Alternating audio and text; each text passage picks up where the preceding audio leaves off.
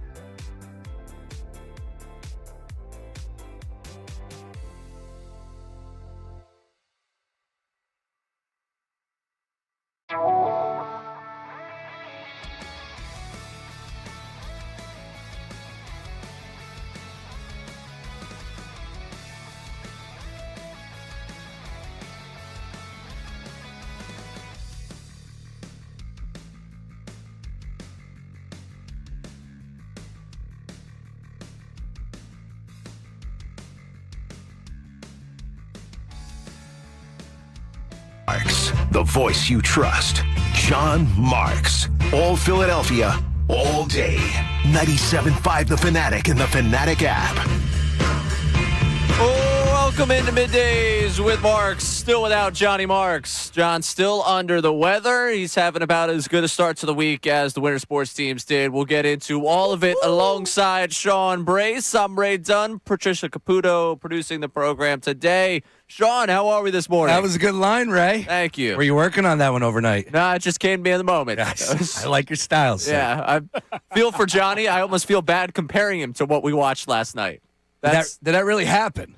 I'm hoping not. I'm honestly hoping not. I was hoping that I woke up this morning feeling a lot better about what I was subjected to over the 7 hours of my life I dedicated to watching sports last night. If we're flexing games, can we at least get a better effort than a 37-point loss to the most dominant Charlotte Hornet team of my lifetime? That's for damn sure. Yeah, well, luckily, we've got offensive coordinator news, right? Yes, sir. No, we got nothing. I mean, I think we could probably potentially throw something up against the wall because there are new names. We don't have anything that is concrete. Right. But a lot of bloviating, a lot of trying to connect the dots, Zodiac style. Yep. And you and I were talking, and just real quick on this, you and I were talking before. I'm just curious because it does feel like it's a game of dominoes, right? Mm-hmm. One domino goes down, everybody else is going to fill in the missing parts.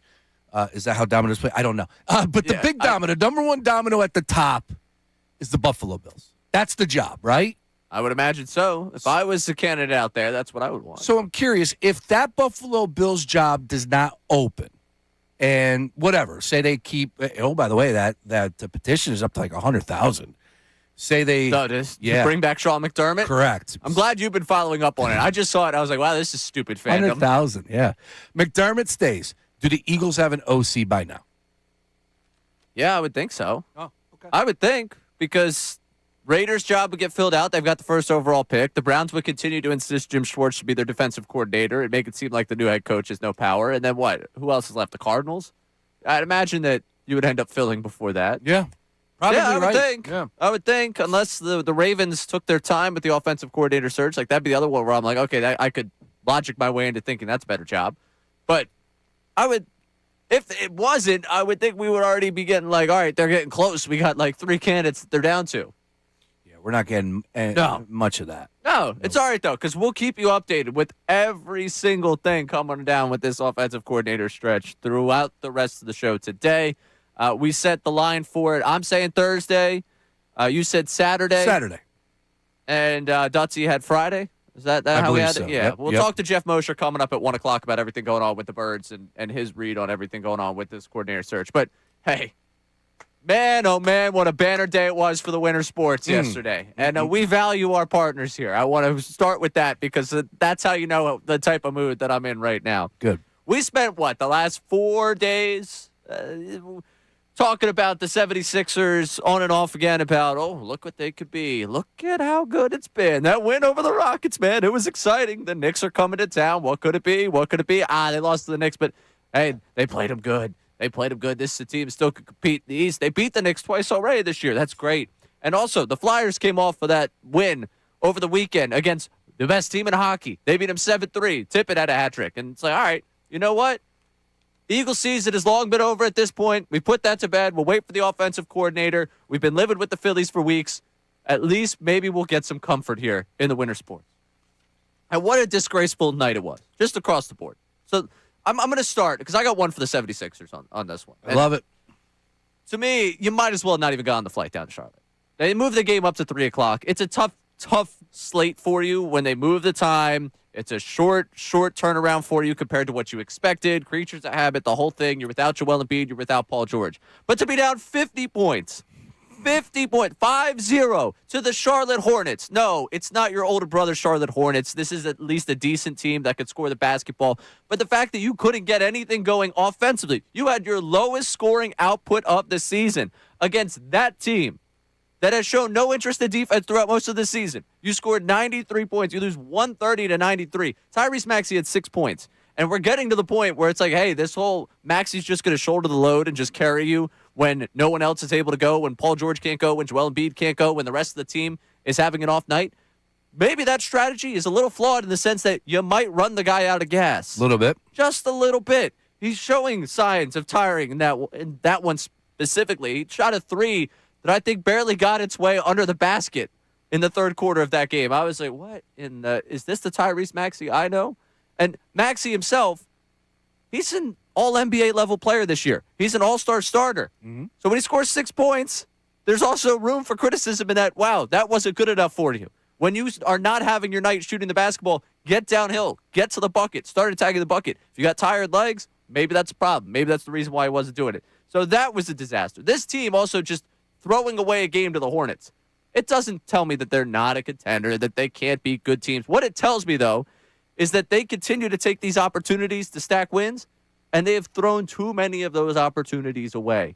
Okay, they have lost in games, the clutch games. They've played 27 of them, which is amongst the most in all of basketball. They've won 14 of them, so technically a winning record. And for clutch games, 5-point game with 5 minutes left in the game. They're 14-13 in those games. You go down some of those losses, and for a team that needs to find a way to win, especially when they're undermanned, especially because they're not going to have their all-NBA guys or their max guys every single night, you go back through some of those 13 losses, and it's like, even if you have 2 or 3 of these, we're talking about a whole different world right now. You are on the edge of play in or play off right now, and you're on the edge of that because you have not been able to close out enough of those games, and because this is the type of effort that you get sometimes, where it's just like, hey, we don't have the horses today, and half of that backcourt that I was excited about, Maxey and VJ have been splendid for you this year. Grimes is showing Morey that he might have been right about something. McCade, I know he's coming off the injury, but man, the positive thing from yesterday was that McCain got to play the fourth quarter and started to look like he was back to being an NBA player. And that's brutal for a guy that I enjoyed watching so much and had high expectations for. And to the greater point of all this, because this is the thing that I keep coming back to. If you're watching the Sixers this year just to be excited about the young players, that's great. If that's what you enjoy, if you like Maxey, VJ, and you're enjoying it, that's fine.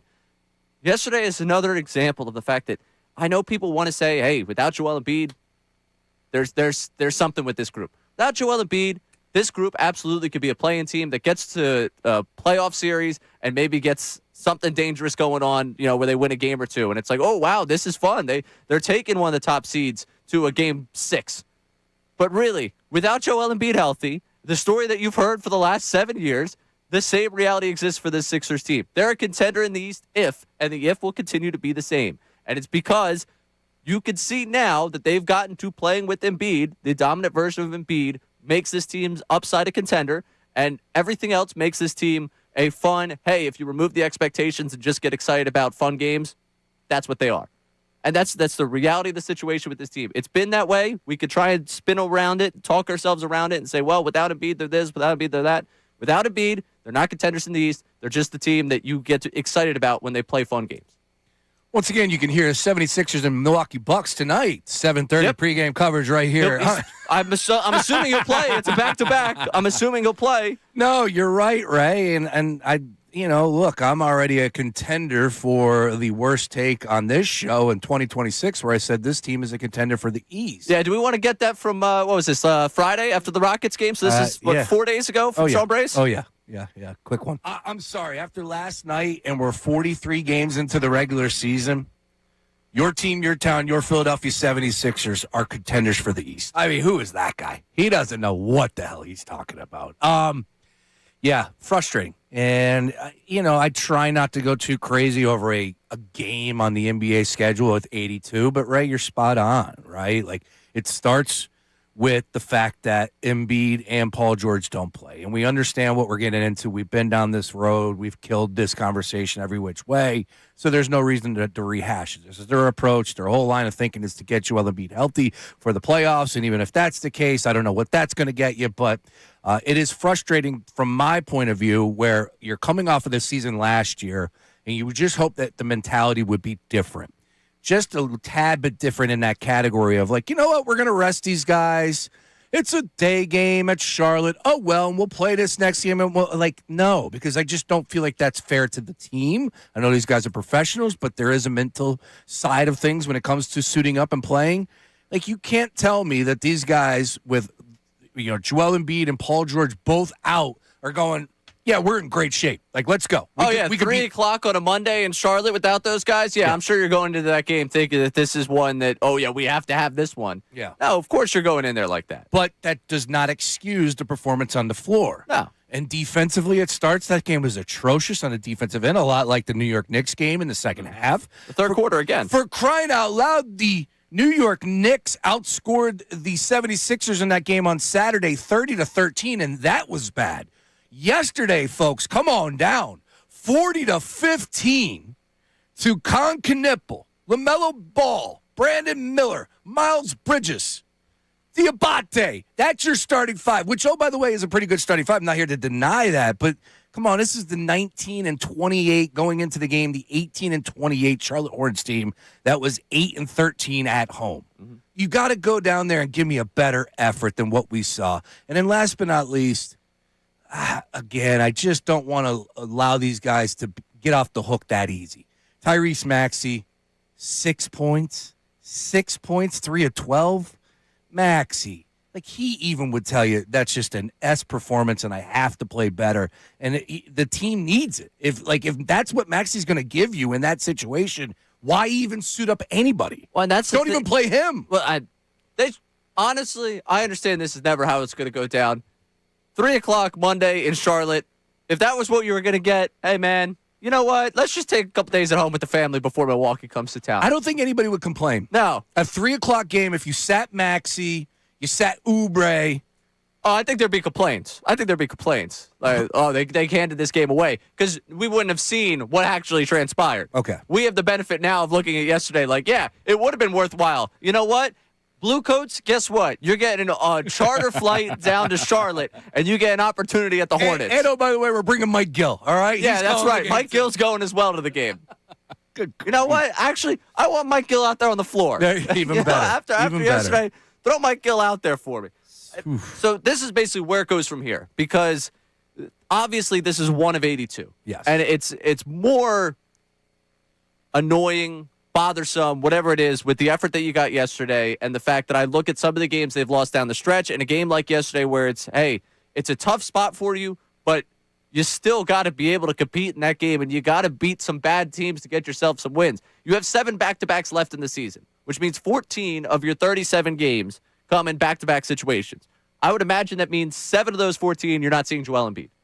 And I don't know, are you going to end up platooning Paul George and Joel Embiid, or you're not going to let them miss the same game again? And that's assuming they're both healthy throughout the entire stretch the rest of the way. You're looking at that and you say, all right, you go get real optimistic here. 9-5 in that stretch right now at 24-21, 9-5 in those 14 games. You still got to win like 13 of those other 23 non-back-to-back situations. Put yourself in a good spot. You're about to go on a West Coast trip. That's pretty daunting. And Tony Jones was on, who does a great job with The Athletic, covering the 76ers. He's been on with Kincade, Salciunas quite a bit. He was on this morning talking about the look ahead for the 76ers team after the loss yesterday. If you had told me at the end of January that Joel Embiid would be playing more like his MVP self than he had since his MVP, and if you had told me that Tyrese Maxey would be playing on an MVP level, and if you had told me that Paul George would be defending like he is, he's not playing offense really well, but he's defending really well. If you had told me that VJ Epskin would be objectively the third best rookie in the class, or maybe even the second best rookie in the class. I would tell you that 24 and 21, given how many easy and gettable games that have been on the schedule to this point, would be probably a little soft. I would have been a little bit more aggressive with how many wins that they would have had right now. I think the Sixers are in a dangerous point right now, because I think that a lot of the things that have gone right are drying up. And when I say that, I'm pointing to Tyrese Maxey's play, which I think is unsustainable, a little bit unsustainable in terms of how many minutes he was playing, and the fact that the schedule is turning a lot more difficult right now. So I think that there have been some positives, but I also think the Sixers are in a dangerous situation right now. So here's the reality to me. Throughout this entire season, we went in mostly, and I will say mostly, from the radio 97.5 The Fanatic, the way we talk about the team standpoint. We went in with relatively no expectation. We went in with the idea of, I don't know what Paul George and Joel Embiid's health are going to be like. I'm going into this season because last year I went in with, hey, they brought in these two max player guys. They had Maxey. It's like, all right, what are they going to be? Can they contend in the East? And you were let down so badly. You went in this year with like, all right, expectations off. You know what? We're just going to watch some basketball. We're going to see what happens here. And to this point, they have a winning record. Tyrese Maxey's a starter in the All-Star game. VJ Edgecombe looks like one of the best rookies to come out of the class, which is a good thing considering where he was picked in the draft. That we've enjoyed that. Joel Embiid's gotten back to a very dominant version of himself when he's been out there over the last month. And we have gotten here and said, you know what? This has been pretty exciting. This has exceeded my expectations. Problem is, we had no expectations. What has now set in is if we are going to get excited, you mentioned contender last week, we have to take a hard look. In the East. Yes, in the East. Yes, contender in the East. Take a hard look at where they're at right now and what they have to do the rest of the way. You can't have the lapse of yesterday. You can't, and you have to be darn near perfect, get yourself in the seeding where you're going to actually have the opportunity. Do you have the upside and the talent of a team that can contend in the East? I believe so.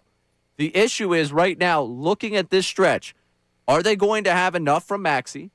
Are they going to get themselves into a spot where the seeding, again, is advantageous for them to make a run? It is open in the East, but with 37 games left, 14 of them coming in back-to-backs, they have a tough West Coast road trip coming up. They have been poor at home. They're 12-13 at home this season. Yep. I don't think we have paid nearly enough attention to the fact they haven't won at home. If they cannot overcome some of these factors, we're talking about a team that, again, is going to be flirting with the play-in.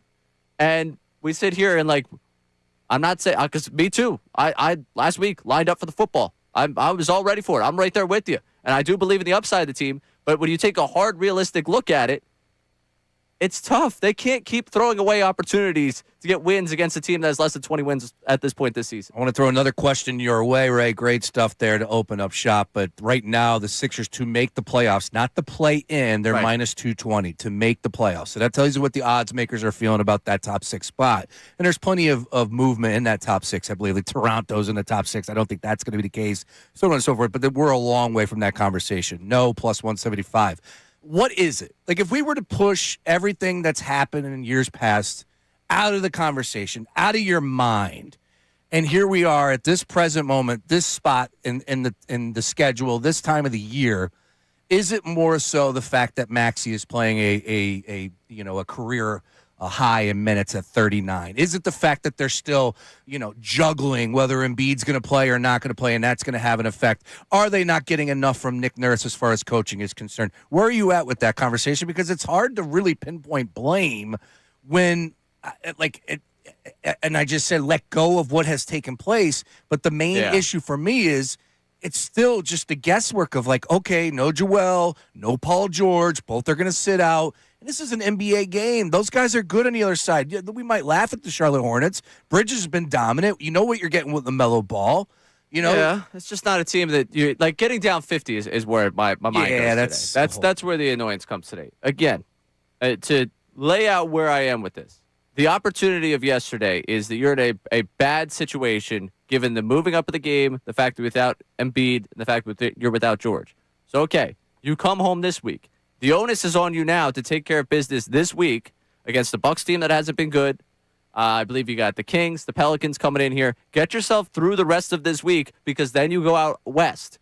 And to me, if you are leaving this week with 1-2 at home, Like if you have a losing record at home this week, maybe you take two or three, I'll feel better about this. But you go out west, you're going to be a tough spot where you get towards the deadline.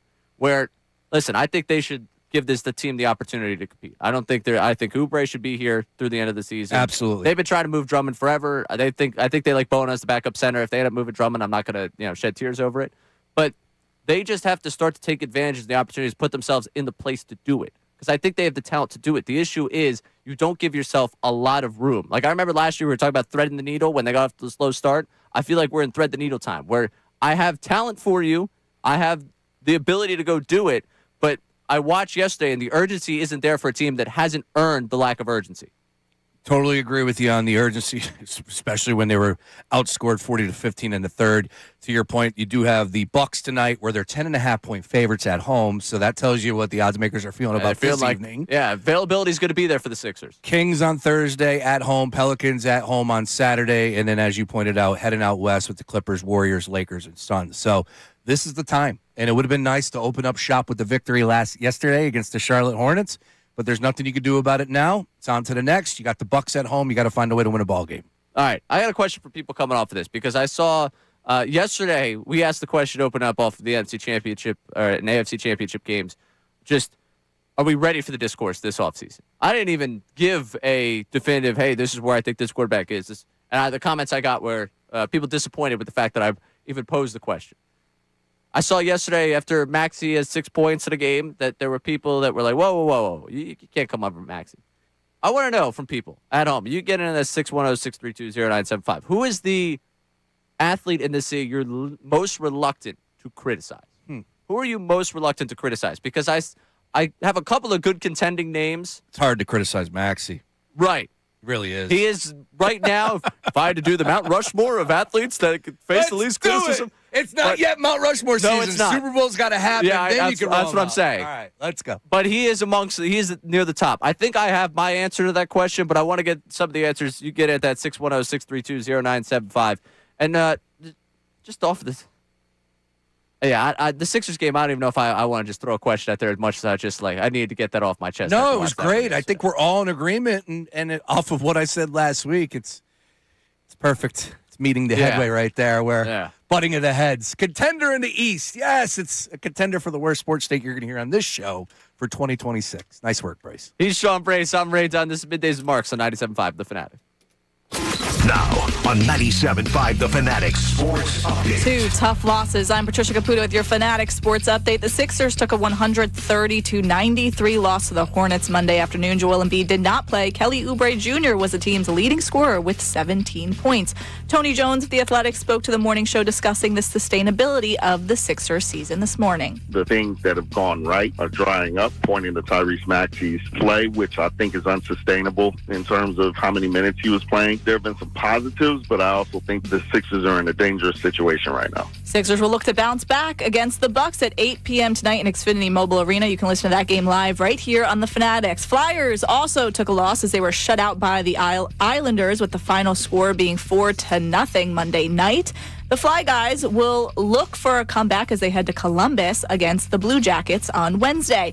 In the NFL, another potential candidate for the Eagles' offensive coordinator job is out of the picture as Mike Kafka will join the Lions coaching staff. That decision comes after LSU offensive coordinator Charlie Weiss Jr. and Bears offensive coordinator Declan Doyle also redrew their name as candidates to stay at their position. This update is brought to you by Mothers Against Drunk Driving. For victims of drunk and drug driving, your grief is unique, but you are not alone. You always have a place at MAD. Call the 24-hour victim helpline at 877-MAD-HELP or visit mad.org. I'm Patricia Caputo on your home, the Sixers, Flyers, and the Best Birds coverage. 97.5 The Fanatic and 97.5thefanatic.com.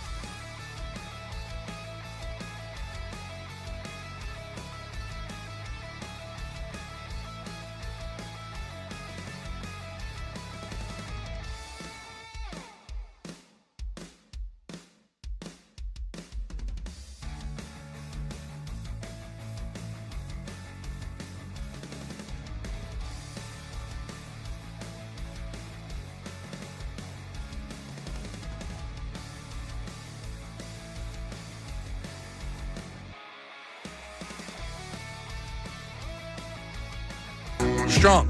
Really? Nice. Where'd you learn this from, Mikey Miss? No, I did. No, there's plenty of music I learned from Mikey. He was a Glass big Alt Animals Nation was- guy. Yeah, oh yeah. Big Alt Nation No. guy, yeah. No, and then He was an Alt Nation guy before a lot of other people, which is funny. People don't want to hear that, but I promise you, he was talking about that channel a long time ago, and my wife is a big Alt Nation gal, let's put it that way. I learned a lot of music. I learned a lot working with Mike, just worldly and then music-wise, a lot from Mike. It Sean comes with Brace, it. Yeah. I'm Ray Dunn.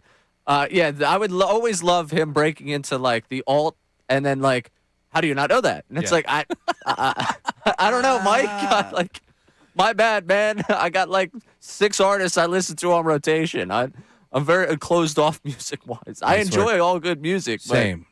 But I don't know the backstory because, all the time he did it music radio. It's like I got stories on stories on stories on stories. I'm like, yeah, I went to a Kendrick concert, man. That was pretty cool. Damn right. I went to see The Weeknd. That was fun. All right. I don't have music stories the way you do. I'm sorry, Mike. It's almost concert season again. Give me the warm weather, Ray. Oh, get me to warm weather. We got Take of the Week. Or Tuesday. It's a Take Tuesday. Take Tuesday. We'll have that at 12:30. Yes. Patricia's fired up. She was ranting and raving to everyone behind the scenes about what she's got going on. I'm pretty fired up today as well because I didn't have anything until I walked outside today, and then I thought of it. And now I'm ready to go. So Take Tuesday coming your way at 12:30. At 1 o'clock, we'll have Jeff Mosher. We opened up talking about the 76ers. And I understand the text line 610-632-0975. Patricia, we got a couple people chiming in on the Sixers. We do. Sean from Cinnaminson. In all seriousness, Sixers at best finish 43-39. Best case scenario. We are still just mediocre. Like you said, no potential moves coming, no draft picks, just stuck somewhere in the middle like we were pre-process. That's the hardest thing to stomach with that. That's the crushing right hook of that text. We got to go back into tanking? Is that what we're doing next year? All of a sudden, let's bring Hanky back? Let's go tank again, huh? While you have, I feel like I'm in the twilight zone. Maybe this is why, because people it's not groundbreaking radio to be upset with the 76ers. I feel like this has been done a number of times, but I do think maybe the more you sit here year after year in Sixers season is maybe the reason why radio ends up being so hard on this team is because it's just like, yeah, I've said this a million times. I was like, is this a show sheet from 2022 or 2026? Right. Like, if you have a healthy Embiid at the end of this season, looking at the East, what can I expect? And that's kind of where I'm still at with this team. I'd like Maxi's turned into something incredible. If you didn't hit on that Maxi pick, we're in a whole different world of a generation with this team. If you didn't get the VJ pick from last year, heck, I'd be sitting here saying we're in a whole different world. Well, that's the reason why you start to believe a little bit, right? When this team goes out there and beats the Houston Rockets, when this team goes out there and beats the New York Knicks 2 times in their home building, right? There have been plenty of good wins this year, and to your point earlier, a lot of wins or a lot of games that they should have won turn into L's, and then yesterday it's just the ultimate slap in the face. You tune into that game, and they're down by 50 to the Charlotte Hornets. It's a lack of urgency from a team that hasn't earned the lack of urgency. Where's the bullseye? I need blame, Ray. You know how it works here in Sports Talk Radio. So Nick Nurse, step on up. Nick Nurse. And I always feel like we go overboard on coaches in basketball when it comes to blame. The one thing I will say, though, is when they were flashing the graphic after the game on post-game of the last 4 games without Embiid since Embiid's had this stretch that they're 0-4, all I could think about is everything I was sold when he got here was this is the guy that the year that they had Kawhi was able to make it work despite his lineup never played together. They were able to win a championship despite the fact that lineup never played together. They were never together during the season. They won enough games to get themselves in position, and then when Kawhi got there, he figured it out. Like, this is the mad scientist I want. That was the mad scientist I signed up for. Like, hasn't lived up to that. It's only 0-4. Yes. But it's 0-4 in games that I feel like a couple of them you should have had. We got enough of a sample size to know what we know about Nick Nurse and to have a good take on it. But there are plenty of good. Right? So much good. The Rockets game, like I said, there was ball movement. I think they had 41 assists in that game. But the defensive lapses, what are we doing? In that Knicks game, you were leaving guys like Jalen Brunson wide open. It just can't happen at the professional level, especially that guy. And then yesterday, more from that in the third quarter. For crying out 40 loud, to 15. do something. I don't know what it is. I wish I was making what Nick Nurse makes, and I wish I was in his position. Do something different in the third bleeping quarter. All the reserves. You start the third quarter. Fine. All right. Kyle Lowry, get out there. I want to get to this conversation because it was interesting watching discourse following that game because I was literally doing nothing. I was sitting at home watching both these games, and I'm just scrolling through the abyss. And I see a couple people getting on Maxey, and then the bite back at him. Like, whoa, how dare you come for Tyrese? It's like, yeah, he had 6 points in the game. Tyrese, he's my fellow 2000s baby. You know, I feel a kinship to him. The two of us, you know, same age. He's going to be an all-star starter. I'm here on the radio. It's like the same thing. I feel great. You know, we do the same. We are the same age, and he is just doing tremendous stuff. So I don't want to come across that way where I'm criticizing, but that's something I hear myself say where, wait a second, I got reluctance to criticize him. Why? Is it because he's out there every night giving everything he's got? Is it because he's grown into a superstar that I didn't anticipate him being? Is that what this is? So I'm curious for people out there. I want to get the reluctance because I saw the reluctance on my timeline to criticize Tyrese Maxey. Who is the athlete in this town that you are most reluctant to criticize? For me, it's easy because it hit me, you know, just essentially from the 49ers divisional or the wild card game that they ended up losing. And it took me back to the Chargers game where he threw 4 interceptions. I have not been, listen to this. This is a sports talk radio host in this town, 6+ years doing it, all of Jalen Hurts' career. I have not been critical of that player. I've not been critical of Jalen Hurts on the field. There have been games that he's not lived up to the hype, sure, but to overall criticize, like I've always believed, and obviously we know what it comes with playing that position, especially in this town, I have not been critical of Jalen Hurts until this year.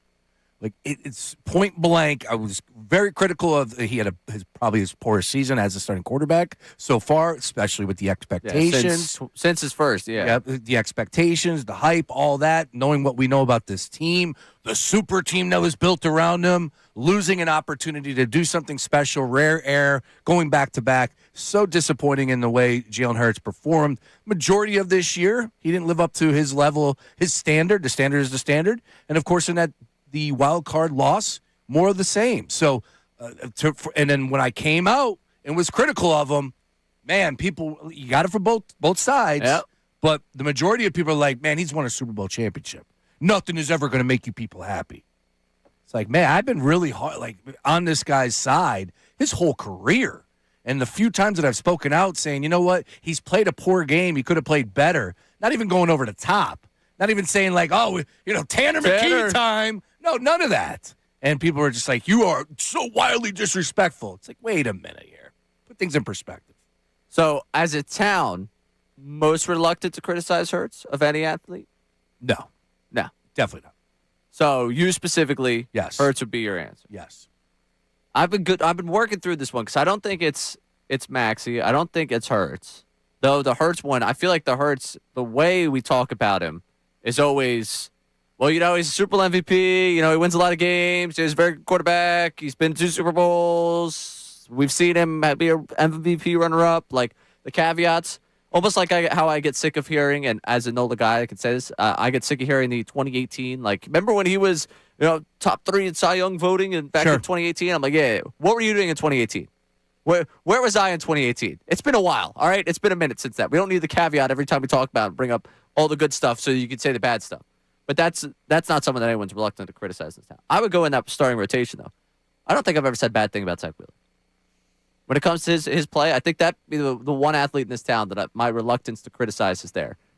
Because he's just been lights out. Lights out for this team. Did he even have a bad stretch? I Yeah. don't remember a bad stretch, to be honest with you. No. That would be the one athlete I think of, like, I always find myself like, yeah, well, why would I criticize that guy? Like, where's the criticism with his play? I think that's my one answer to that. Hurts, there's a reluctance, I think, for a lot of people to criticize him, given the fact he gave you a Super Bowl. He's a quarterback of the team that gave you a Super Bowl. That's more of a personal than anything. But for this city, this fan base, Philly sports fans in general, the one player that they're reluctant to criticize, I think at the top of the list for a lot of people would be Bryce Harper. Interesting. I think a lot of people, and you see that, I feel like this conversation 2 years ago, he's there.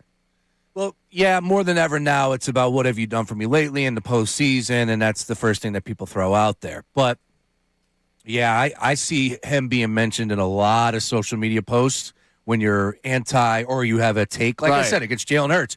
one of the first comments is, "Oh, where were you when Bryce Harper struggled in October for the second time in his?" Wait a minute. Yeah, we've been critical of Bryce Harper, of course. But there are a lot of people out there that don't criticize Bryce Harper. I don't know what that is, whether it's the love affair for the kid or the guy is the showman. Phillies, a little bit different vibe than the other sports. I don't know, but he's definitely on that list. All right, so we're doing this off of the way I saw people react to Maxi's game yesterday and the fact that I've just been tagged in too many Hurts conversations. The athlete in this town that we are most reluctant to criticize, and you would be reluctant to criticize, 610-632-0975. Get in a call or text. I got a morning show host's opinion on this one that was just submitted to my personal text line, but you can get on this one, 610-632-0975. And coming up, it's day 10,001. Hello. The offensive coordinator search goes on. What do we know? What don't we know? Are they real names or are they made-up people? We'll get to the candidates and all the information of the last 24 hours coming up next alongside Sean Brace. I'm Ray Dunn. This is Middays with Marks on 97.5 The Fanatic.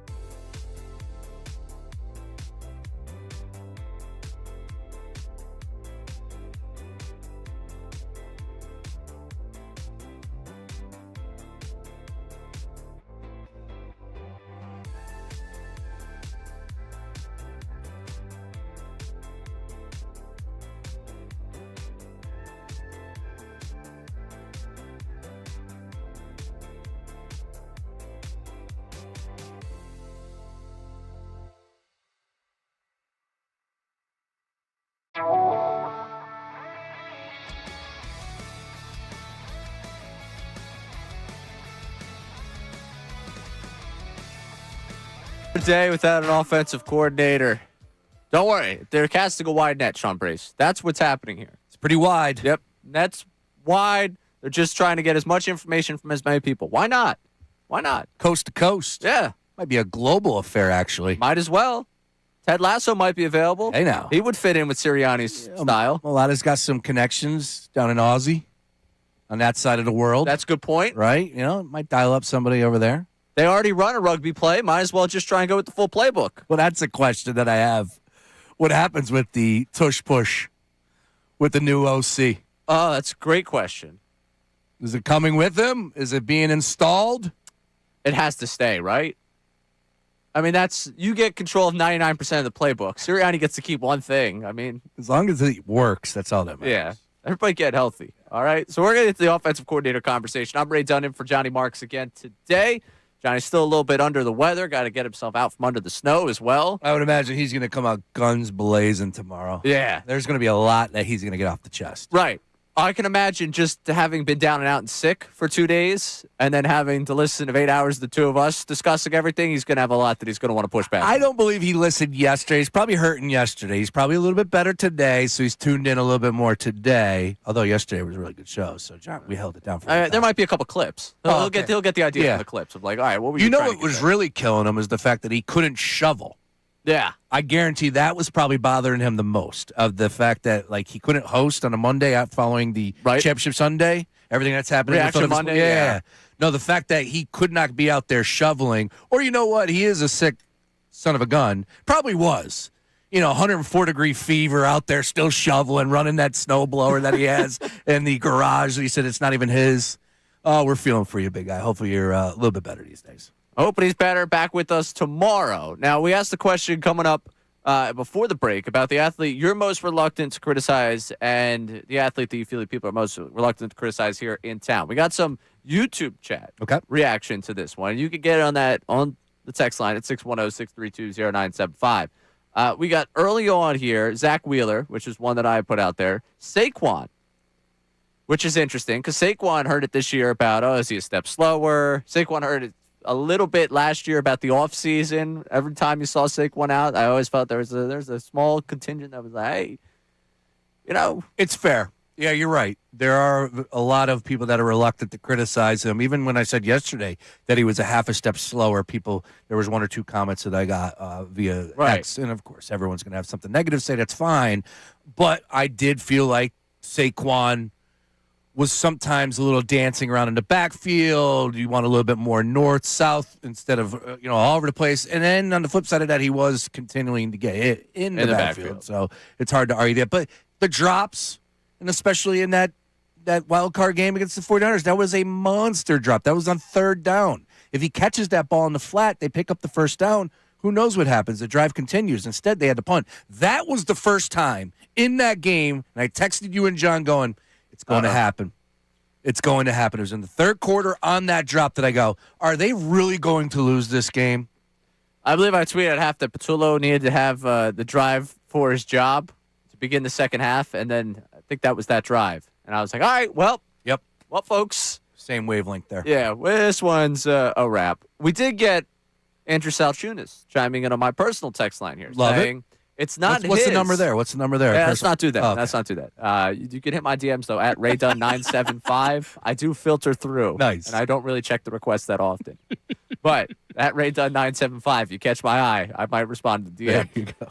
Salciunas saying, it's not for him personally, but home runs blind people from Schwarber's playoff numbers. Ooh, that is a good one. So Schwarber, I actually am down on my page for, all right, are people reluctant to criticize him? Absolutely. You can't. He's almost untouchable with the 56 home runs, right? Like, you can't say anything bad about him. If he comes up in the bottom of the ninth, bases loaded, and he doesn't deliver, you're like, well, he hit 2 home runs the night before. You can't expect that every night. And I'm sure there was a ton of that this year. And in the playoffs, now playoffs is a different scenario because everybody realized, their weaknesses going into the season. Doesn't matter about 56. You got to come through in the clutch, and they missed it again this year. So, but I do think Andrew's onto something there. Yeah, so I'm just looking at the last 2 postseasons. I went and pulled up his numbers. Whoo! Woo, boy. Tell me. He's got some real Rhys Hoskins in the NLCS in 2022 numbers going here. He's got 5 hits in the last 2 postseasons over the 8 games. 3 of them are home runs. I believe 2 of them were in that game 3. Yeah, 2 of them were in that game 3 against the Dodgers. 5 for what? 5 for 32. Oh. Yeah, it's a 156, 270, 469 slash line. Yikes. And that will get you $150, huh? Yeah. All right. And the one thing he does have going for him in that conversation, guy says that might be a little bit more reluctant to criticize him. The only game they won was the only game he hit this year. Yeah. It's tough. He's right bringing up his name no matter what, because even I'm having a hard time going, well, you know, he did hit 56 bombs, Right. and if it wasn't for Carried him, yeah, exactly. Are we talking about a division winner? You know, he was the guy. Mm-hmm. But playoffs are playoffs. Different monster, separate entity. Got to step up. All right, some more here. Jordan Mailata had a terrible year. Nobody talks about it. I think we talked about it. It's an offensive lineman, and as we've pointed out many, many times, how many times was Saquon Barkley hit in the backfield as soon as he touched the football? Some of those things were a little bit pointed at Jordan Mailata, I thought, during the season that maybe shouldn't have been, but he's the type of guy that set the bar so high with where he came from out of nowhere. Then you had all these people going, he's going to be the best player in his position. When you start to say that, that's when everything changes. When you hear Baldy and Daniel Jeremiah and guys that study the tape going, this guy's going to be the best player at his position, man, there's a lot of great players in the NFL. And if you're going to tell me we got somebody at the best of our position, oh, by the way, to go with Lane Johnson, who clearly is the best at his position, you expect more. One more here for you. Smitty. Devontae Smith. What did he do? Exactly. If that's your reaction to it, there hasn't been a reason to criticize Smitty. Smitty also will be totally immune from criticism until the A.J. Brown thing is settled and we've put it in the past. Because he's always going to be compared to, well, Devontae's just the guy who goes out there and catches passes.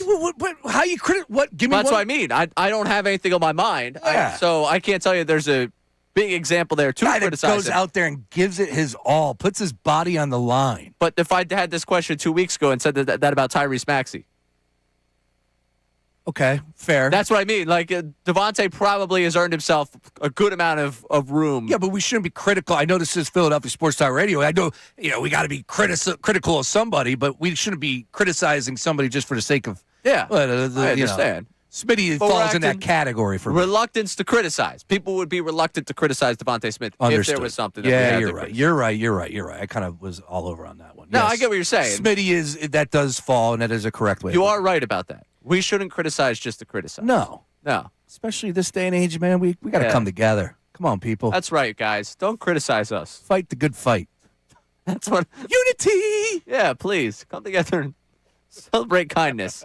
Sports Talk Radio host says. Damn right. All right, offensive coordinator search. We'll be kind about it coming up, right? I don't know. Definitely not with that one. We got some great audio on it. Chad Ochocinco breaking down whether or not he'd want to be the Eagles' offensive coordinator. You'll enjoy it. Shady McCoy. Is this the penance of Shady, where we might have something nice to say about the Eagles? You mean LaShawn Lombardi? Yeah. Oh, okay. And then we'll get you the latest on the search, which is not much. And we'll also give you the top 5 reasons why the search is still happening. Top 5 Brace has a list of why. Top 5 Brace is ready to go. Why the Eagles OC is still available. Jam-packed start to the 11 o'clock hour coming up next. Alongside Sean Brace, I'm Ray Dunn. This is Middays Marks, 97.5 The Fanatic. Now on 97.5 The Fanatic Sports Update. 2 tough losses. I'm Patricia Caputo with your Fanatic Sports Update. The Sixers took a 132-93 loss to the Hornets Monday afternoon. Joel Embiid did not play. Kelly Oubre Jr. was the team's leading scorer with 17 points. Tony Jones of The Athletic spoke to the morning show about what the team needs to do to get back on track. They really need to get all 3 of these games this week. Problem is the Sixers haven't played well in a position where they're the team that should win the game. They've lost 3 or 4 games where these are really gimme games that they should have won. Sixers will take on the Bucks at 8 p.m. tonight in Xfinity Mobile Arena. You can listen to that game live right here on the Fanatic. Flyers were shut out by the Islanders with the final score being 4-0 Monday night. Fly Guys have off tonight, but will head to Columbus to take on the Blue Jackets Wednesday as they search for a bounce-back win. Eagles interviewed Packers quarterback coach Sean Mannion, according to Dave Zangaro. Other potential coordinators who could have filled the position, like Mike Kafka, and LSU offensive coordinator Charlie Weiss Jr. and Bears offensive coordinator Declan Doyle all withdrew their names from the possible position. This update is brought to you by Mothers Against Drunk Driving. For victims of drunk and drug driving, your grief is unique, but you are not alone. You always have a place at MAD. Call the 24-hour victim helpline at 877-MAD-HELP or visit mad.org. I'm Patricia Caputo on your home of the Sixers, Flyers, and the Best Birds coverage, 97.5 The Fanatic and 97.5thefanatic.com.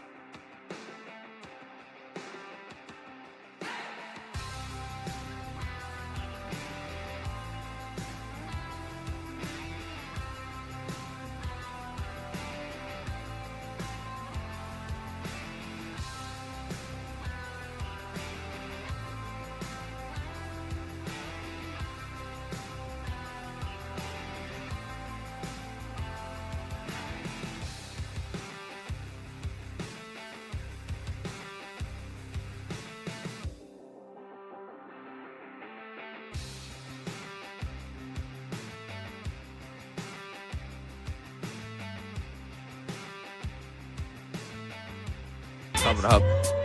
I just saw something on Instagram. Yeah, I'll open up, do a little social scroll in the break. Copy that. Yeah, normal thing.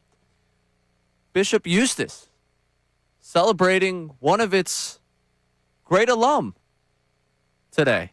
Okay. Our own Bill Colarulo. Oh, how about that? The prep school in Jersey? Yes, the alumni advancing highlight. All love and respect. Bishop Eustace, you looked at me like I should have known that. Is that a big school out there in Jersey? It's a decently sized school out there in Jersey. Heard but of like, it, but you're okay. You're a PA guy like me? Yes. Yeah, okay. Yeah, so, I don't know. Good Yeah, for them. Jersey. Over the other side of the river. Fix those corkscrews that you guys got already. I mean, come on. I only know it because, with all due respect, Patricia, Yeah, in it's the all right. Jersey conversation, Whatever. they would, it's fine. The jug handle, not even corkscrew. They're jug handles. I apologize. Love a good jug handle. I get lost every bleeping time I go to Jersey. I am going to miss a turn, and I'm going to have to turn around and do all that, and it's nonsense. No, it's not that Fix your difficult. roads. Fix your roads. Do they have a highlight reel for Bill? No, they have a very nice, clearly staged photo of him sitting in the chair I'm sitting in with the unfiltered background on. Very nice. It's very nice. I want the football highlight reel. Like, thank you, Bill Colarulo, for position did everything he you play? did. A tight end, I Tight end, believe? yes. Defensive end? Sounds about right. Yeah. Yeah. Yeah. He's a big boy. Long snapper, too. Oh, yeah. I'll give him credit on that. That's called helping the team. I was a kicker as well. Oh, very nice. I was a free safety 1, receiver 2, and I helped the team out by kicking. Let's not get it confused here. So he did the long snapper. Although you can get You can get actual scholarships, even holders. I was friends with the holder at East Carolina. Got a scholarship to hold during field goals. Special teams. Yeah. 3 phases of the game, man. They're important. A third of the game, Ray. Good for him. Protecting Michael Clay was the biggest thing that happened to the Eagles this offseason. All right? Hey, any way you can get that free scholarship doesn't matter. Oh, but I just saw Billy C. Wow. How about that? 2 hours ago, his high school celebrating. You know, they chose to spotlight him now. I probably would have went during the law career. Yeah, probably. That is a heck of a successful venture that he started and was able to move he's off doing of. good now. No doubt. Tune in to Unfiltered at 2 o'clock. I will tell The you. law career is not as cool. I will tell you straight up. Bill and I were talking a long time ago at my previous stop, and I've been watching him from the beginning, and it has been amazing to watch his rise. And it's not fake. It's not phony. This dude has been dedicated, and, man, he's been all over it and earned every bit of what he's got. Been really impressed to watch his rise. I'm not going to lie to you. And that has nothing to do with the fact that he's going to be following us or anything. Heck, he's not even the name of the show. It's Ricky Bo's show. But I want to give Bill his praise. Oh, you should, because I won't. So I'm glad that you gave him his due. Good for Bill. Back to the birds. Hello, let's go. All right. So what we got in terms of names? Yesterday we found out 3 candidates off the board. Okay. Charlie Weiss sticking around at LSU. Yep. Declan Doyle sticking around in Chicago. I'll be honest with you. There's a sick, twisted part of me that was like 29-year-old offensive coordinator. Great. Yeah. Yeah. For the Gen Z in me, that was like, yeah, hell yeah. That Give would me have went over real well. I know. It would have been me fighting the power with another young guy here. I would be like, you know what? This was the choice. Would have been so concerned about it, but I would have went down with it just because, hey, you know, he's 29. Mike Kafka, also off the board. So those are the 3 sticking. Those 2, Doyle and Weiss, sticking where they're at. Kafka going to the Lions to be some sort of offensive analyst, associate, a senior ranking position on their offense. You know. He's the one that has to stop Campbell from biting kneecaps. I don't know. Yeah, he was an interesting one because I immediately texted you going, did Kafka get the OC job? I was floored if he was going to get that gig with the Lions. But everybody loves Mike Kafka. His name has been popping over the past few seasons. He got an opportunity to show what he's worth with the Giants. And look, it was very limited, but I wasn't buying what he was selling. Oh, they won down the stretch, though. Don't you worry. Those Giants, come week 16, they're a new team. You can only go off of what you see. Yeah. And there was the video from the Hard Knocks. And it was just like the way he talked to the team. Yeah, there's not a lot that I can't Didn't inspire really, by. yeah, well said. I watched that as well, and I was like, yeah. I was like, all right. Then we had the Frank Smith and Gerard Johnson additions. Yes, so Frank Smith, McDaniel Light is how I'm referring to him. He was Mike McDaniel's offensive coordinator in Miami over the last 4 seasons. Who? So Frank Smith. Oh, okay. Yeah, real guy. If I put 3 people in front of you and Frank Smith was one, could you pick them up? Nope. No. Nope. Right. Sorry. No shot. And Gerard Johnson, who apparently interviewed to be the offensive coordinator back in 2024 before Kellen Moore got it, who's been the quarterback's coach in Houston. So those were the names that entered the fold yesterday. And, of course, Jim Bob Cooter, Matt Nagy. Jimmy Bob. Both remain. And Schefter just tweeted out that Dable completed his interview with the Raiders for their head coaching job. So he's still sick. He's still out there. Yeah. But trust me, I would have built it up more if there was some news there coming with Dable. Yeah, look, I just want to put this out here real fast if I can. I know we're going to have some fun with the top 5 reasons coming up a little bit later in this segment why I believe that the Eagles OC position is still available. But I hear people that are in the media, you know, and I get it. They want to build up the tease and get people to stay with them. Greeny is a perfect example, but I saw the NFL Network last night. I was watching a little bit of that. David Carr, right? Not Derek Carr, David Carr. He was saying, all of these positions, everybody wants them. Don't tell me that nobody wants the head coaching job of the Cleveland Browns. Don't tell me nobody wants to coach the Raiders, who have the number 1 overall pick, who have potentially the best tight end in the game, who have a great running back. You're playing in a brand new stadium in Las Vegas. Yeah, don't tell me that nobody wants that. And also don't tell me that nobody wants to be the OC of a team that could potentially be in a dynasty talk. Like the Eagles OC position, everybody wants. There's a lot of things that are being said right now, and I wish we all had the truth on everything. Oh, it's the quarterback. Oh, it's the coach. You know, I'm sure there's a little bit of everything, but all in all, Ray, I think to what we said to open up the show, it's about the dominoes. Yeah. Head coaching positions are available. 2 teams are still playing. Is there an urgency behind the Eagles that they must name this OC today? No. The head coach is still here. Howie Roseman is making the draft is still here. The OC, I get it. You want them in-house as soon as possible, but to me, I'm not losing my mind that they haven't announced an OC just yet. Just yet. I'm glad you're keeping your sanity. We get to 8. I'm losing mine. Oh, are you? Yeah. Well, I've been Why? since last week. Why? Just they told me it was a big swing, and right now I don't feel like the swing is going to be that big. But we don't know what the final answer is. No. But if I operate under every circumstance of saying, well, That's fair. in life, I'll let you know when it happens. It's going to be a long time till September. It's not what we do here. Understood.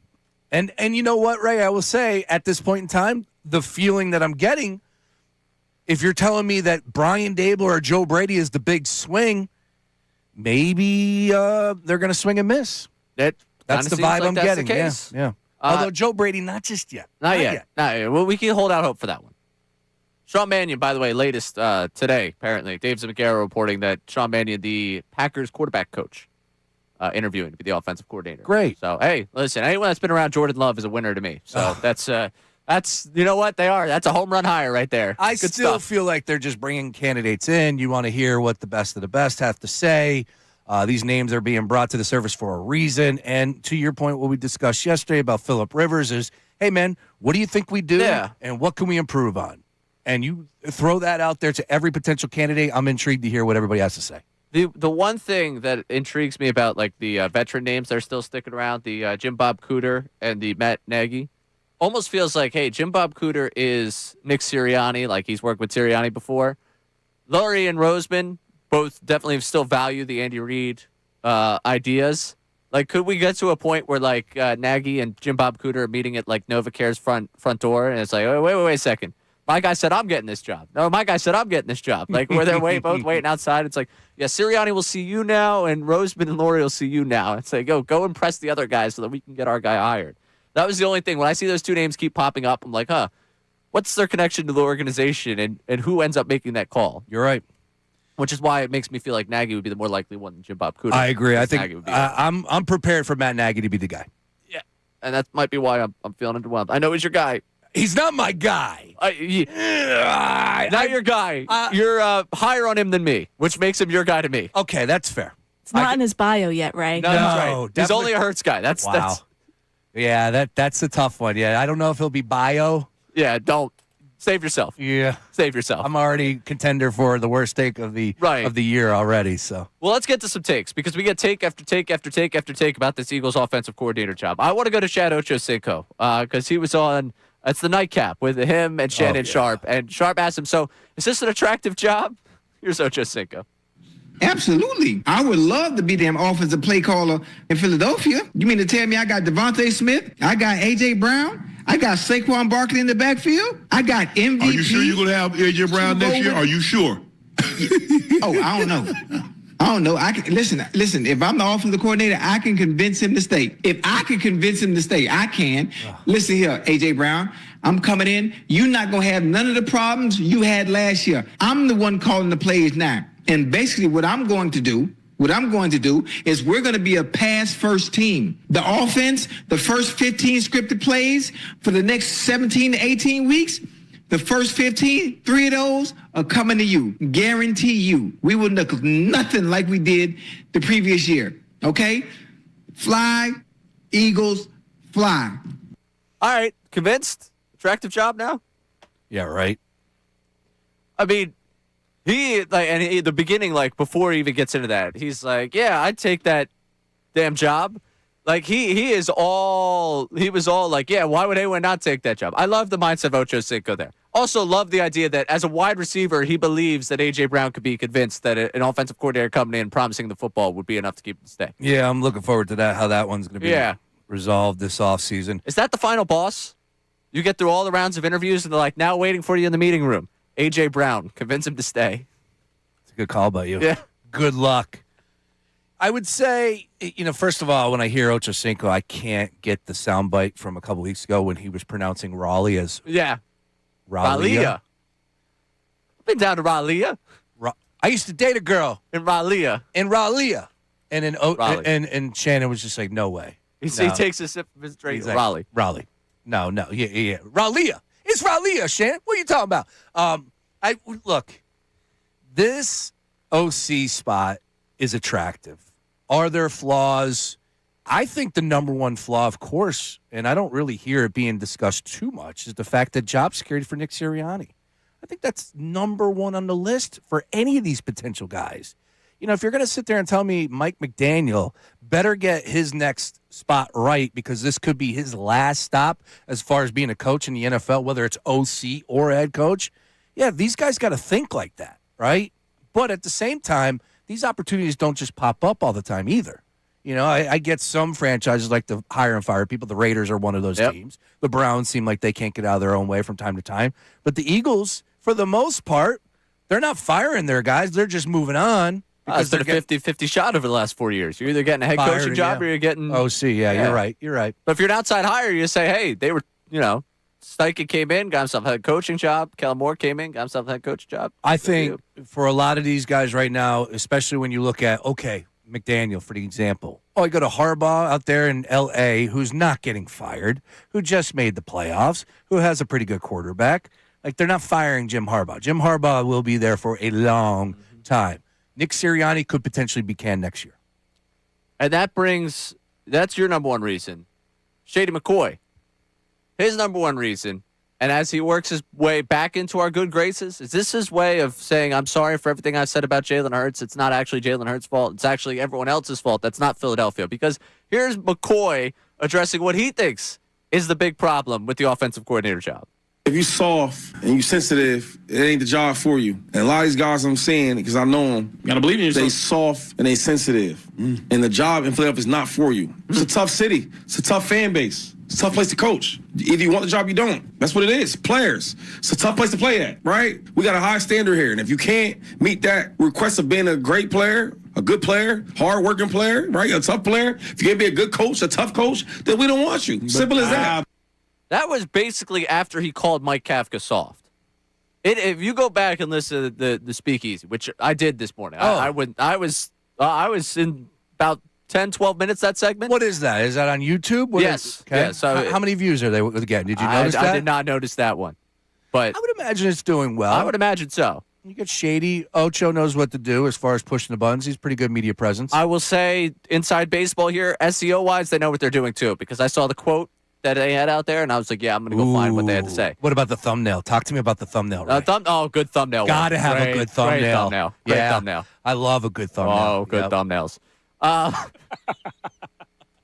It's way too inside. Way too inside. McCoy, though, basically called Kafka soft. Essentially, it was like, yeah, he can't. I played with him. I was going to say, you played with him, yeah, didn't he? He's like, I know him. He's like, no way he would have survived. No way he would have dealt with what was happening in Philadelphia. It kind of gives me the vibe right here, right now. It was a Petullo light.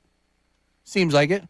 And Petullo was apparently texting. Complaining to Fitzpatrick. You guys don't understand what I'm going through. Well, his house did get egged. Yeah, I mean, there's a little bit to that. I mean, that's why McDaniel going to SoCal and being able to just kind of put his feet up. Like, yeah, it's not. There's a lot of easier places to coach than here. And there's also a lot of places where you're going to have more control. Like, it's why. It's an attractive job, but it is a job in which you need the right fit, the right personality fit, and the person on the right timeline of their career to get it done. I just can hear Brendan Gunn in my head like, anyone doesn't want to come here is a loser. And I was like, that kind of sounds like Shady McCoy right there.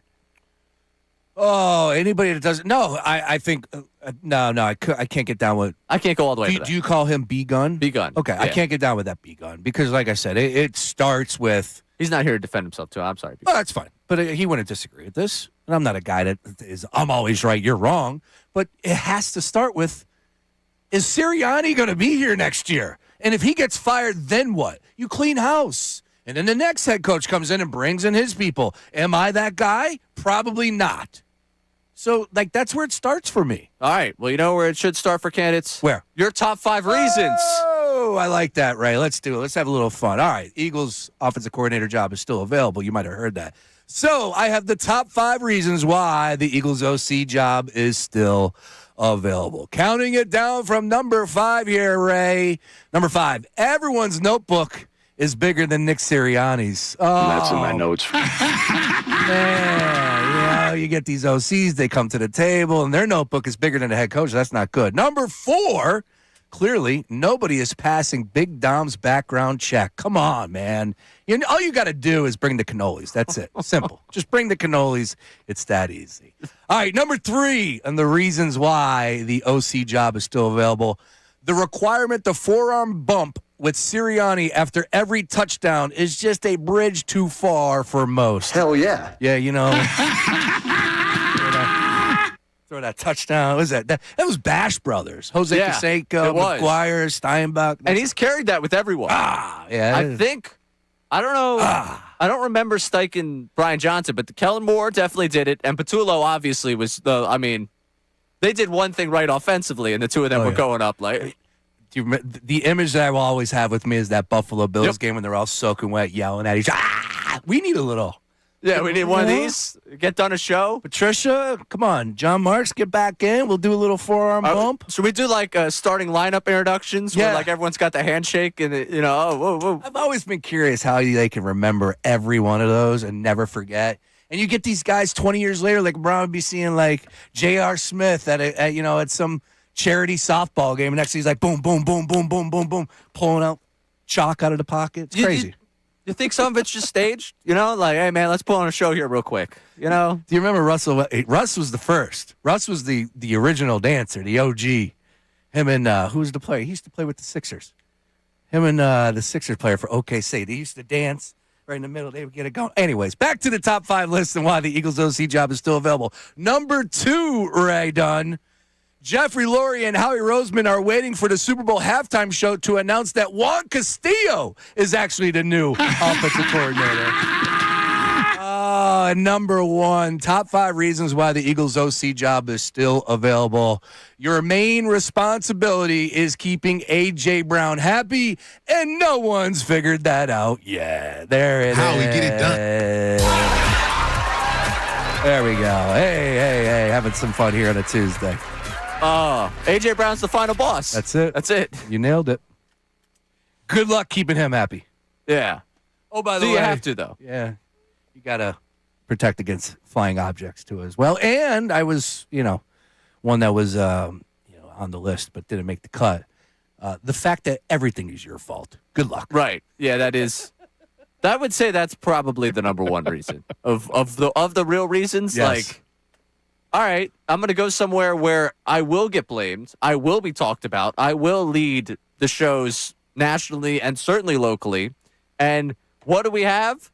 Well, that coach won a Super Bowl, and he's been to another. Well, that quarterback won a Super Bowl, he's been to another. It's like, yeah, you're going to be judged from that. Your thoughts on Juan Castillo when that happened?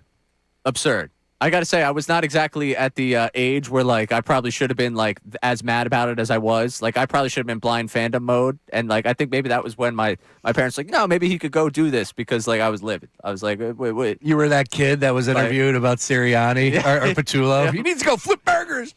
The WTF was one of its first on the Daily News, if I'm not mistaken. It was the Daily News here in Philadelphia. And I remember people were upset about that. Like, you can't put WTF on the cover. Yeah. And it really nailed it. It was a cover that I will always remember, and that decision that Andy decided to go at Juan Castillo. Oh, my goodness. What a time to be alive. Would you take Juan Castillo right now? No, still. Yeah, we got to hold out hope. I'm still out on that one. There's some good candidates out there. Yeah. Talk to me at week 8 of this search. Today's the official start of week 3, right? Because it was 2 weeks ago today that he was demoted. Correct. He's still there, by the way. Keycard still works. Stop. Keycard still works. It really is the truth. All right. Coming up, we used this time yesterday to play audio for you. That was the most encouraging Phillies audio you had heard in weeks. This time around, we're going to play you some of the most heartwarming Phillies audio you've heard in weeks as well. Because, hey, you are a good fan base. No matter what they might tell you about how you're impacting the offensive coordinator search, a certain outfielder, the best, Ray Dunn, believes that this was the best he ever experienced over the 2 months he was here. I'm sure it had nothing to do with that he also had the greatest stretch of his career in those 2 months. We'll play that for you coming up next. The Phillies, did they misread the outfield market? Alongside Sean Brace, I'm Ray Dunn. This is Middays with Marks on 97.5, The Fanatic. Now on 97.5 The Fanatic Sports Update. 2 difficult losses. I'm Patricia Caputo with your Fanatic Sports Update. The Sixers took a 132-93 loss to the Hornets Monday afternoon. Joel Embiid did not play. Kelly Oubre Jr. was the team's leading scorer with 17 points. Jared McCain right behind him with 16. Tony Jones of The Athletic spoke to the morning show discussing the sustainability of the Sixers season. The things that have gone right are drying up, pointing to Tyrese Maxey's play, which I think is unsustainable in terms of how many minutes he was playing. There have been some positives, but I also think the Sixers are in a dangerous situation right now. Sixers will look to bounce back against the Bucks at 8 p.m. tonight. You can listen to that game live right here on the Fanatic. Flyers were also shut out by the Islanders. Final score being 4-0 Monday night. Fly guys have off tonight, but will head to Columbus to take on the Blue Jackets Wednesday as they search for a bounce-back win as well.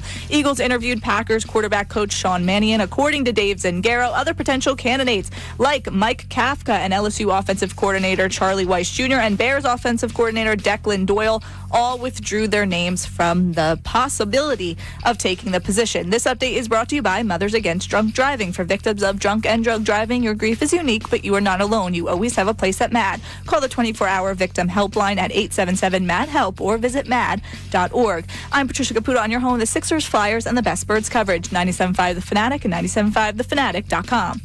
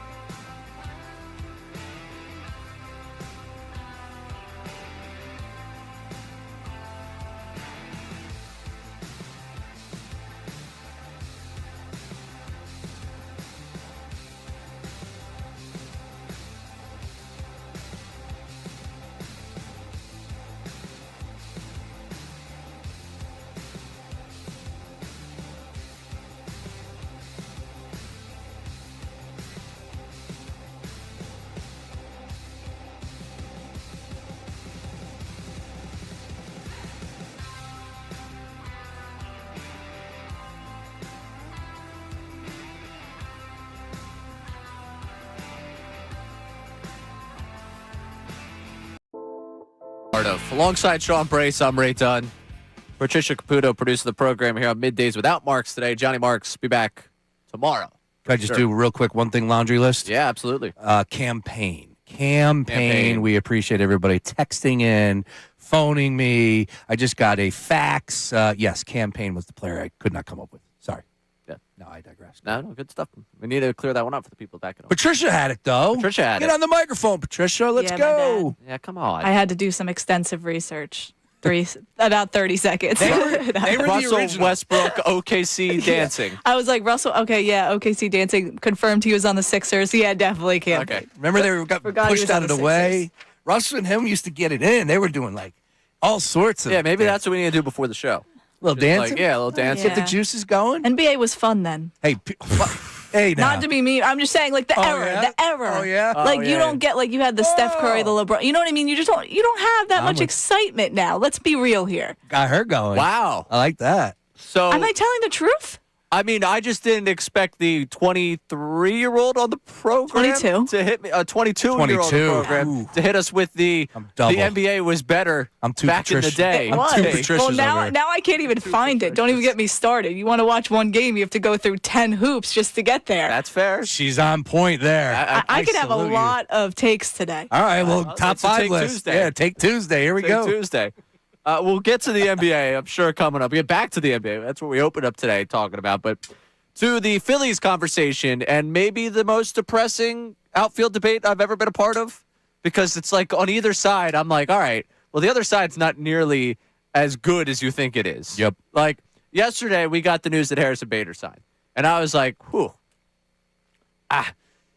Bader signs for a 2-year deal. If it ends up being a low number, there's a world in which I would have considered giving that money out to him instead of Adolis Garcia at the beginning of the offseason. Now, they went with Garcia at the beginning of the offseason, and because they did that, it put them pretty much out of conversation with Bader, given the fact they want to give Crawford an everyday job. You don't sign Garcia to be a platoon guy out there in right field, and you've already got Marsh and God's gift to earth, Otto Kemp, playing in your organization. Yep. Because obviously he's about to have the season of his life. And we'll just be grateful that the man ever graced the Philadelphia Phillies uniform, just the way they've talked about him this offseason. So Bader, immediately following signing in free agency, did the exact opposite of pretty much any other athlete. Instead of waiting for the presser and waiting to go anywhere to talk about, hey, yeah, this is what I did after the ink's dry, as soon as he signed a contract, he's popping on with John Heyman. He's got things to say. And they asked him about Philadelphia and his time in Philadelphia. And take a moment on this cold day to have your heart warmed. Probably some of the best baseball I've ever been a part of. That was the most incredible fan base that I've ever had an opportunity to play in front of for a couple months. I mean, you kind of go around that locker room, and I don't want to leave anybody out. But, you talk about Bryce Harper, you talk about JT Realmuto, you talk about Trey Turner, you talk about Kyle Schwarber. I mean, those are guys that you just have so much respect for because the way I put it is they sit at a different table in the major leagues. The energy they bring, the talent they have, obviously, their level of production, their level of consistency. Getting to share a locker room with those guys was something I'll remember for forever. And then you talk about the front office and some of the personnel. I mean, Rob Thompson, Kevin Long. John Middleton brought his energy every single day whenever he was at the ballpark. It's just a fantastic ownership group. Dave Dombrowski every single day, whether it's on the road or in the game, before and after. It's just so many amazing people that I got an opportunity to share baseball with and share the game with and share a locker room with. That just an amazing, amazing experience. And kind of using that to fuel that I really did want to find a home. I really did want to find somewhere I can go for more than 1 year like I have in years past. Loving you. Woo. Wow. Man. Getting I'm surprised he didn't work a Fanatic, Right. Plug in there, or the Frazier, Two or Scoops, Tom McCarthy. Two or- Scoops McGee, the ice cream man that everybody Frankie Two talks about. Scoops? Yeah, Frank Two Scoops. Who else? Dan Baker. Oh, yeah. Oh. The bullpen coach. Everyone. The guy who puts hot dogs in the hot dog cannon. Ricky Hatfield. Vitalico. I actually met the dude who was in the lizard uniform. The Galapagos gang. Yeah, I actually met.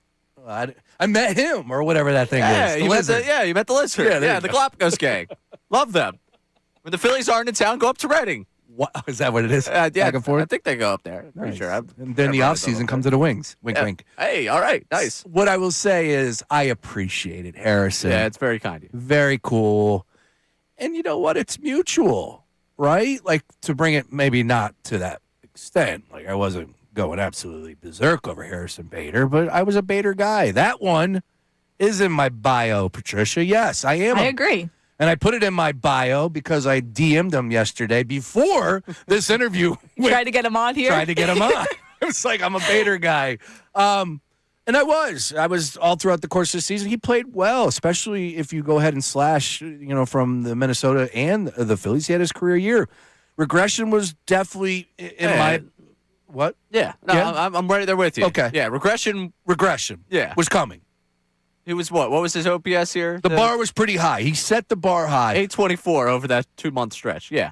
And I think you nailed it yesterday. Point blank, it comes down to Justin Crawford. And they didn't want that decision. They didn't want that over the head. But come on down, Justin Crawford, because there is no time to wait. You got to kick the door in here. This opportunity is yours, obviously. And that's what that move tells me. When they go with Garcia and don't even think about giving Bader, and the money is there, right? From afar, it doesn't look like that's a contract that the Phillies could not afford. Although Bader does a little bit more than Garcia, they decided to go in a different direction. I think it's all about Justin Crawford. So here's really the way it breaks down to me. You have two guys defensively oriented at this point in their career. There is more offensive upside with Adolis Garcia, given what you've seen in his career in terms of power. In terms of just get yourself on base, just get a base hit. There's more there with Bader, just given the OPS over the last 2 seasons. Like, if we're going last 2 seasons between the two of them, he has been better at getting himself on base. It's not by a ton.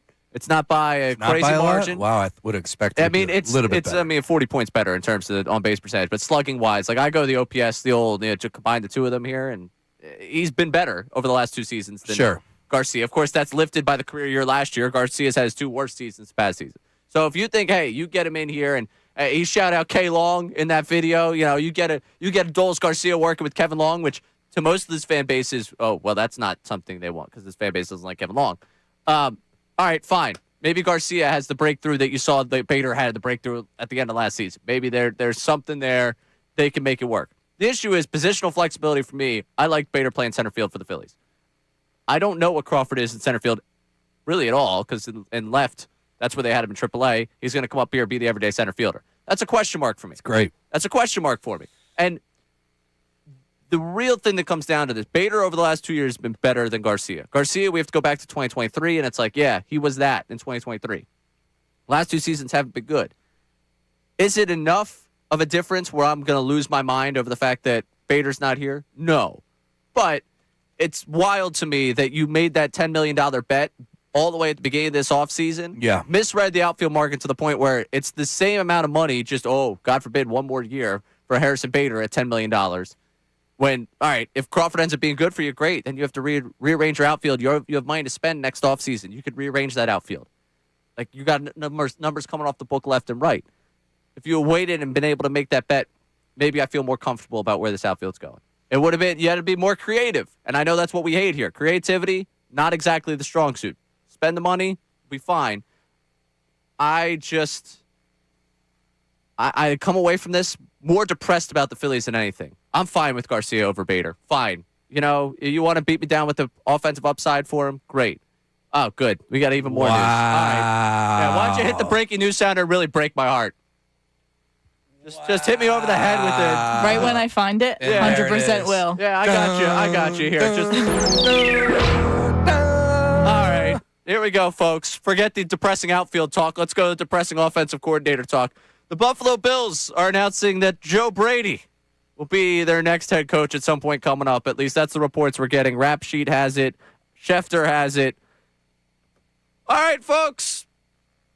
Joe Brady, head coach of the Bills. Who's left? Now we bring it back to what you said earlier in the show where it's like, okay, they're swinging and missing on the top guys. And this is their words when they put it out there postseason press conference. Like, yeah, we're swinging and we're going big dog here. We want somebody of name, somebody that can bring in their style. Joe Brady was a get, and I thought all along that he could potentially flex his way into the head coaching position for the Bills. I thought that would have been the number one guy if Josh Allen wanted him. I didn't think that they would really do too much of an extensive search, but you know how that works. They got to cross their T's, dot their I's, check all the boxes, rules coming into play, all that. So you do have to do the dance to a point, right? But I thought that Joe Brady, if he wanted the gig, then he would be the guy. He's a great offensive mind. He's been through trials and tribulations where he wasn't wanted, where it didn't work down there in Carolina, kind of came out, made his worth with Buffalo. Remember, they got rid of Ken Dorsey. He came in. He was the change that they needed. The offense, to a point, hasn't been the issue for the Buffalo Bills. Right. I thought Joe Brady was going to be the guy for them all along. It has happened. Nobody cares about Buffalo, though. No. Bring it back to the Eagles. It's the down the road effect here, the domino that falls. So there's the first domino. The Bills just got a head coach. What does it do for the Raiders opening? Because I think that's another opening people are looking at. I'm going to get a first overall pick. I'm going to get to be a head coach. I've got Tom Brady at my disposal. Is that attractive to me? And what does it do for the Eagles' offensive coordinator job? So, all right, I'll ask. Hey, man, am I wrong to be concerned at this point? 610-632-0975. Joe Brady off the board. Bills head coach. We still just loving the fact the process, hey, they're casting the wide net. We all still cool with that? Because I'm running out of names. I got 3 names. We'll see if we can excite you on the other side. All right, sounds good. Let's go with that. Sean Brace, myself, Ray Dunn, take it through Middays with Marks right here on 97.5 The Fanatic.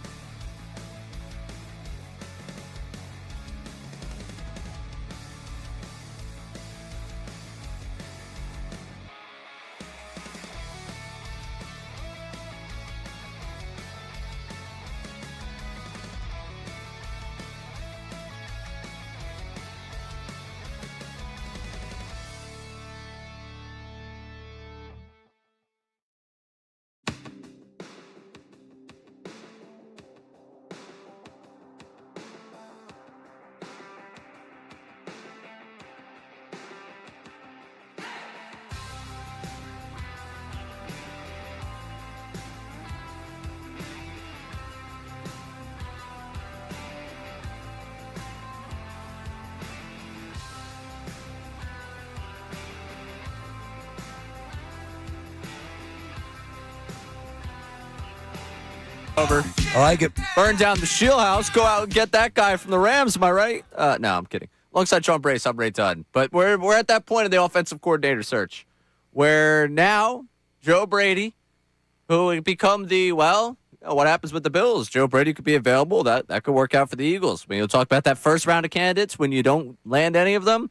Maybe their big swing is Joe Brady. As it turns out, that big swing is one that's taken by the Buffalo Bills to be their head coach. He gets a 5-year contract to be the Buffalo Bills head coach. So that domino falls as the Eagles continue day 10,001 of the offensive coordinator search. And Sean Brace, looking at the head coaching vacancies that have been filled here at this point. Now we're 7 of 10 that have been taken care of. 3 that remain. The Browns, Raiders, and Arizona Cardinals are all open. Again, this is head coaches only in the NFL. Brady joins the bunch right now. The Giants have hired John Harbaugh, Falcons Kevin Stefanski, Dolphins Jeff Hafley, Titans Robert Saleh, Ravens Jesse Minter, Steelers Mike McCarthy, and now the Buffalo Bills get their guy in Joe Brady. And I think that this is a home run hire just to keep that continuity going for the Buffalo Bills. It wasn't the defense. Josh Allen threw for over 4,000 yards and over 64 total touchdowns with Brady the past 2 seasons. I spoke about how he took over OC duties on an interim basis when Ken Dorsey was removed. And he has just been putting it together. He is a bright young mind that was with LSU, went through trials and tribulations. It speaks to me so much when somebody gets knocked down and they're able to build themselves back up and put themselves into a position where this team continues to win. Now, I know that they didn't win the division, but the Bills were the real damn deal. We know that. Really good squad, especially on offense. Brady had a lot to do with it. So, great move by the Buffalo Bills.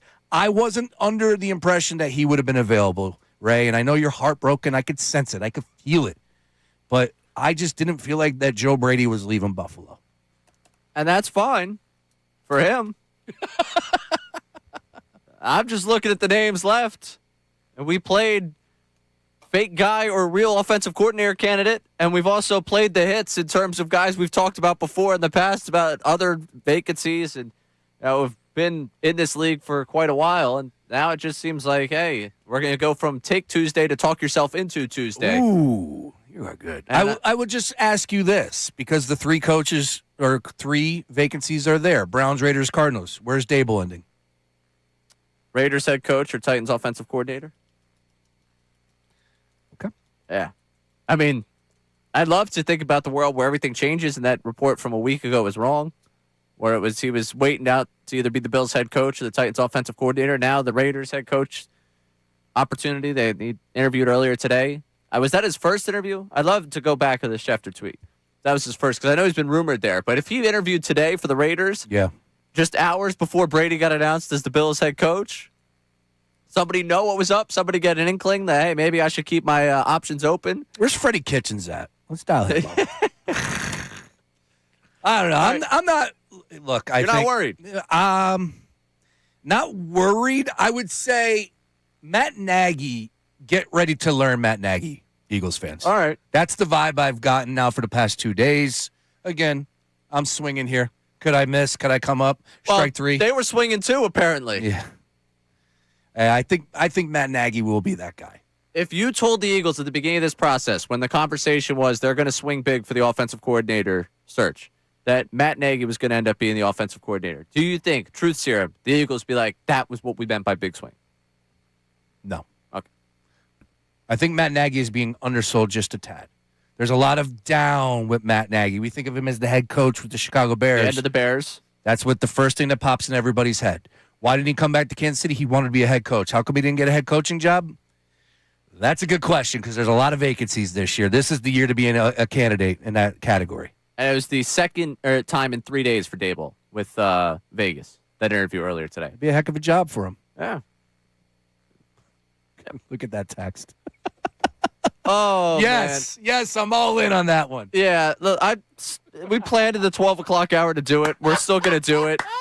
We're going to do the no bad names, no wrong answers. Give me your wildest idea for Eagles offensive coordinator. We'll do that later in the 12 o'clock hour. That's a good one right there. That's a starter. Yeah. No, because 12 o'clock hour is going to be good, because we'll get a reaction to this. I'll get to Take Tuesday. That'll calm me down a little bit or fire me up a little bit more. We'll get back to the Birds, and we're going to get to Jeff Mosher at 1 o'clock. We got a lot to get to. I do want to get some reaction here. We'll go to Mount Airy and talk to Matt at 610-632-0975 on the news that Joe Brady will be the Bills' offensive coordinator. Is Matt concerned? Hello, Matt. Hey, how you doing? Good. How are you?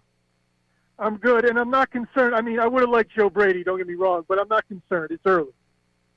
Is it early? Early. Interesting. Why do you say it's early, Matt? I think the guy we end up with here is Frank Reich. And I think we're in no rush to get him because nobody else is looking at him.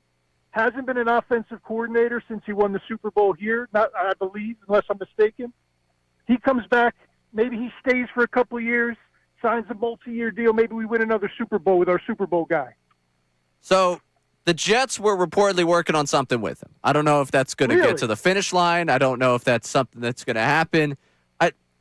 Listen, with all love and respect to Frank Reich, is that not going to be a lot of the continuation of where we've been? Is that just the same thing Sirianni's going to be running probably a similar offense to what he did? You just have a more experienced play caller? Is that enough for you? I think it might have the ingredient we need. Like, one problem that I've had with a lot of these guys, not exception Joe Brady, but a lot of the other guys that were out there that are getting signed elsewhere, I just didn't feel like any of them were our guy.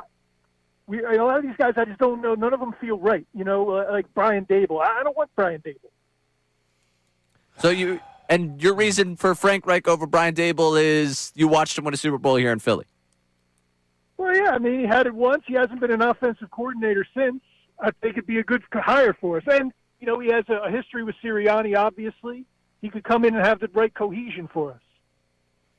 All right, Matt, I appreciate you checking in. He was fired as the Colts head coach, and then he took a Stanford gig for Andrew Luck. Right. Stanford in college, and now he is available. You brought up the Jets. That was the first time that I've heard his name. I don't think that that's the direction that the Eagles will go in. I respect Frank Reich, and that's the direction that I probably wouldn't go in either. Let me continue with the same question I asked you 5 minutes ago. The Eagles demote Patullo. Start this search. Is Frank Reich the big swing you're looking for? No, definitely not. Sirianni, hey, man, he would be all fired up. So much good. And that's in my notes. He would be all about having Frank around him again, I'm sure. Yeah, I'm good on that. And it's just, this is an opportunity for you to refresh things, to take another step. Now, slim pickings with some of these names out there, but that's why that net is really big, Ray. We're casting a big net. Now I'm starting to get into the vibe of where anybody's an option. I think now I'm starting to get this thought into my head where in the beginning, okay, there's no way they're going to bring somebody in here that doesn't have play calling experience. They're going to bring in somebody that's a veteran. I don't know if that's the case anymore. I'm prepared to have somebody come in. I know he's now no longer available, Declan, the 29-year-old guy, but I'm ready and play calling experience. I believe that there might be somebody that gets the OC position that doesn't check all those boxes. Experience, play calling, been an OC in the league before, whatever it may be. And that's the right way to look at it. That's not how they opened up this search. And that's the thing. That's the more concerning thing, is that I don't think they're going to be overwhelmed with what they get.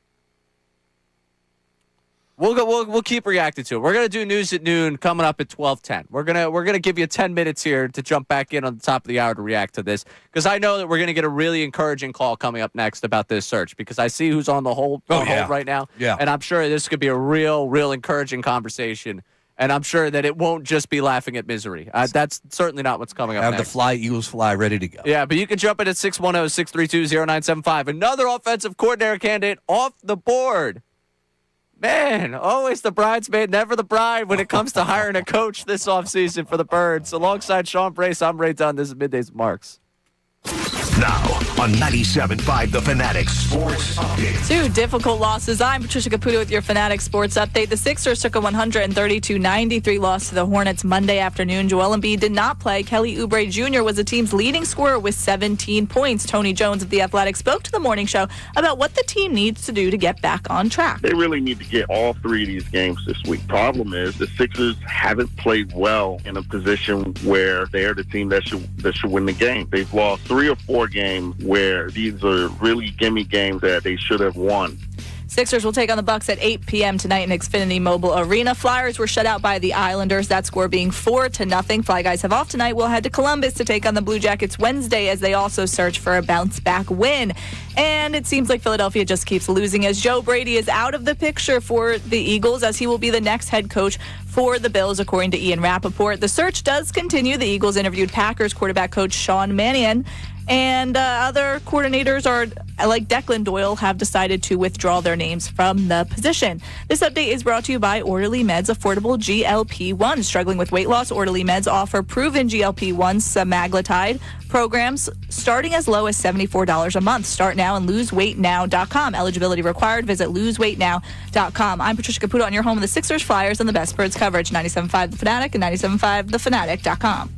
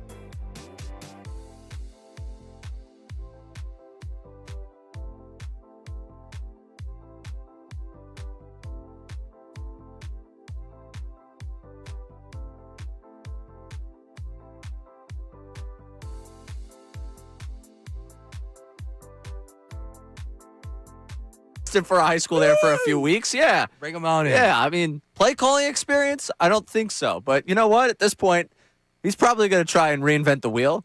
He'll get the chance to work with his buddy, his cousin. Hell yeah. Yeah, the YouTube chat is checking in, and forgive me, I forget who wrote it, but yeah, they were like, John Marks isn't in today because he's interviewing for the OC job. Wasn't that your top 5 with Big Dom, too? How about that? Bill would get along with Big Dom just fine. Oh, yeah. Yeah. He's got Already familiarity friends. with people in the building. Oh, yeah. Oh, my gosh. Yeah, there you go. They can connect on cannolis and meatballs. Actually, you know what? This is what I'm gonna advocate for now. I would never have to see him again if he got this offensive coordinator You're darn job. right about that. I think Dutz will be happier than you. Billy C for Eagles offensive coordinator. The hell, they're gonna have everyone turn him down. What would be a bigger alumni spotlight for Bishop Eustace? He went from lawyer to sports talk radio host to Eagles offensive coordinator. We're just talking about alum. I love it. What a rise. This would be a great look for us, too, though. Like the Fanatic in general. Absolutely. We would get him on weekly. I'd grill the absolute hell out of that coach. I can't wait. Well, I'm glad that you have a smile on your face, Ray, because I was worried about you with this Joe Brady news. And I know that you're so deflated and you were really amped up. And you said, if it's Joe Brady, everything's going to be fine. But now, Joe Brady rolling back to Buffalo. It's just, I hate, like, confirmation bias almost for me here. Where it's like, I felt last week I was going to be underwhelmed. And I was like, there are still names out there, but I don't feel these names are coming here. And it's like, I just feel like I'm going to end up seeing a name, being like, all right, you know what?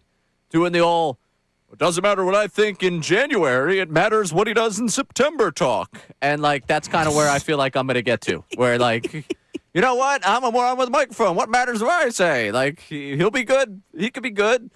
Maybe I should give the benefit of the doubt. There's 4 hours right there. I wish I could speak a little bit more on Jim Bob Cooter. Yeah.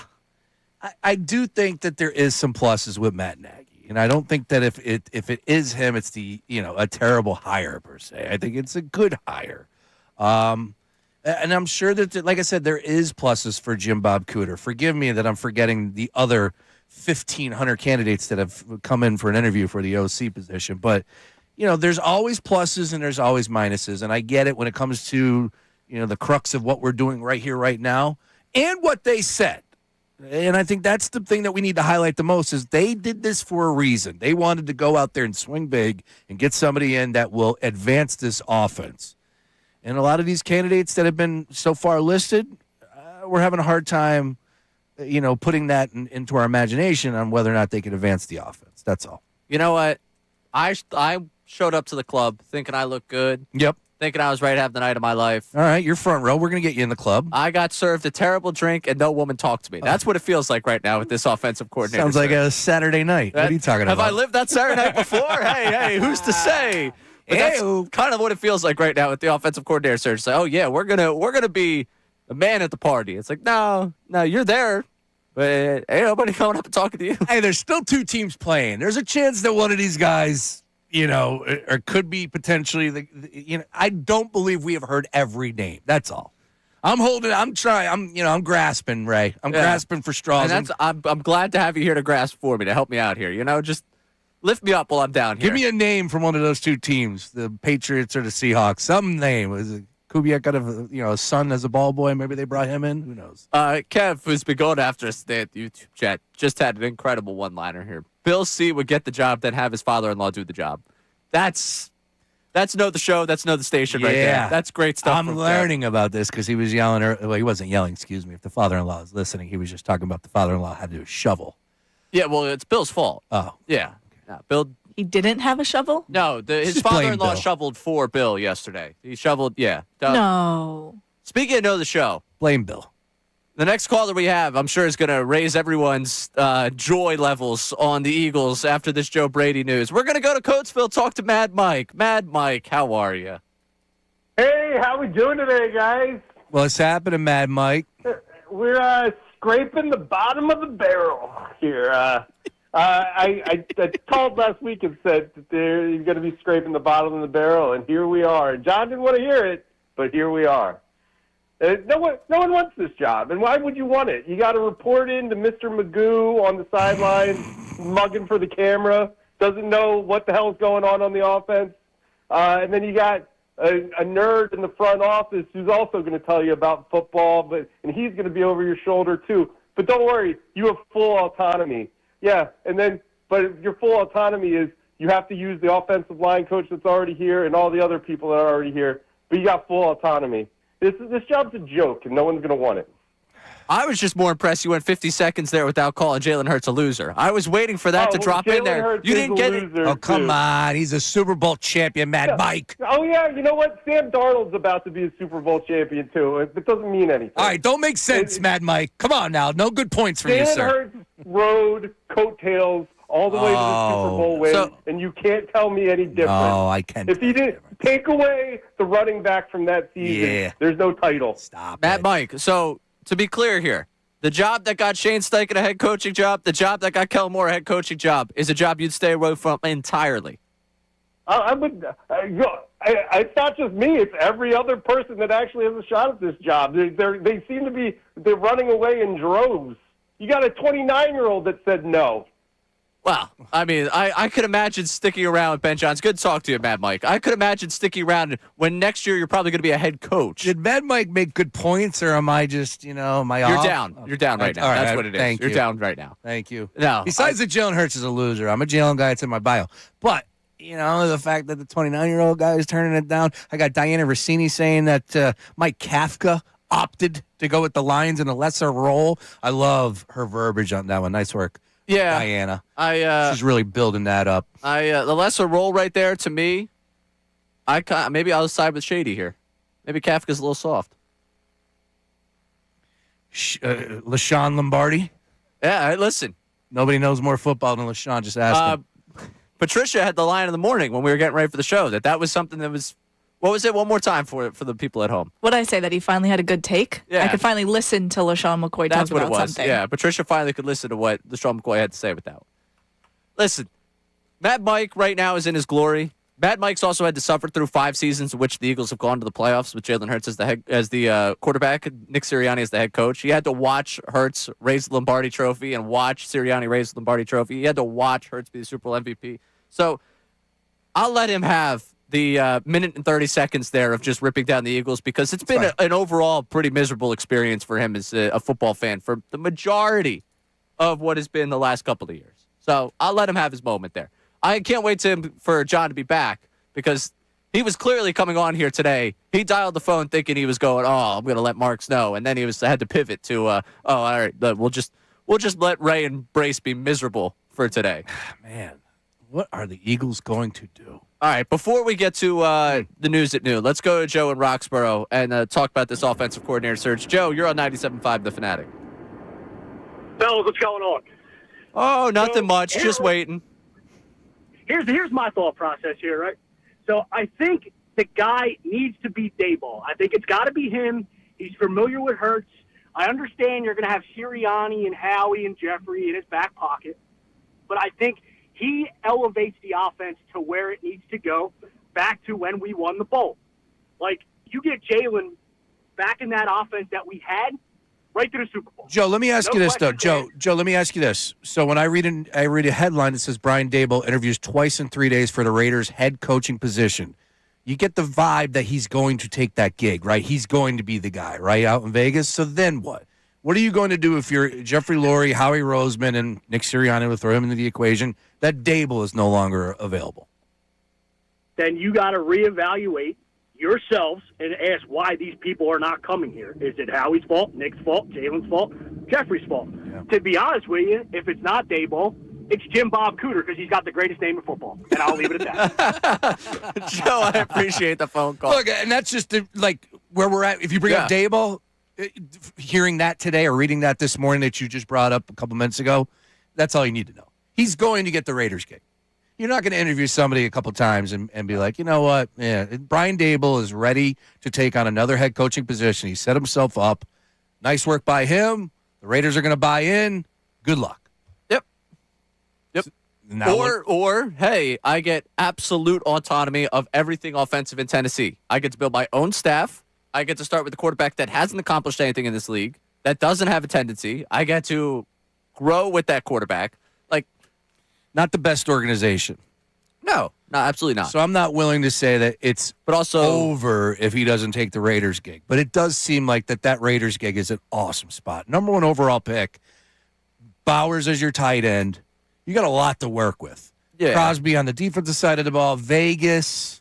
Yeah, I'm in. If I'm Brian Daboll, that's the spot I want to be. Go work with Tom Brady. Yeah. Let's go. I could see him also wanting Tennessee, though. People in Tennessee more concerned about Morgan Wallen throwing chairs than who's throwing the football for their football team. Good Morgan Wallen knowledge by you. Yeah, no, every little country music. You ever been to Broadway, Dude, Nashville? I need to go. I've never been. Really? Yeah. That surprises me. For a guy as outside as you, that surprises. Yeah. Yeah, another snowstorm coming this weekend, right? What's going on, man? Eagles, Titans next year on the road. Oh, get us to Nashville. Get us to Nashville. I'm speaking to the world Philly out sports there. trips. Let's go. Line them up. Let's go. All right. It's 11 minutes past noon, which means it's time for the news around noon. This city needs its news. Now, it's time for I'd like to be remembered as a good newsman. the News at Noon That's the coolest story I've ever heard in my entire life. That's insane. with Ray Dunn. All right, Patricia here doing some news for news. What? News for at noon? News for news at noon. No, you had it. news at noon. You had it. I For believe Ray you. instead. Talking a little bit about the Super Bowl. We're going to take some information from both quarterbacks today as we look ahead. Of course, we wish it was the Eagles, but it is the Seahawks and Sam Darnold and Drake May and the Patriots. Who could have guessed that one going into the season? I like it, though. It's fun. You know, even though I've seen both these teams win a Super Bowl, but it's okay. I ranted about that on Saturday. So moving on. I'm actually excited to see Sam Darnold. I'm not going to lie to you. I'm really intrigued with the way he's played. Why Seahawks fly? Oh, it is all Seahawks. I'm Absolutely. ready. I want the Seahawks to win, too. A big bet came in, though, earlier yesterday in Vegas. Uh-oh. Yeah, a lot of money was put on the Patriots. One bet, over $1 million, money line. Wow. Was it you, Patricia? No. Okay. That's already a rich person who could do that. It was like, $1 million? That means nothing. Probably Jeff Bezos or something. All right. Probably.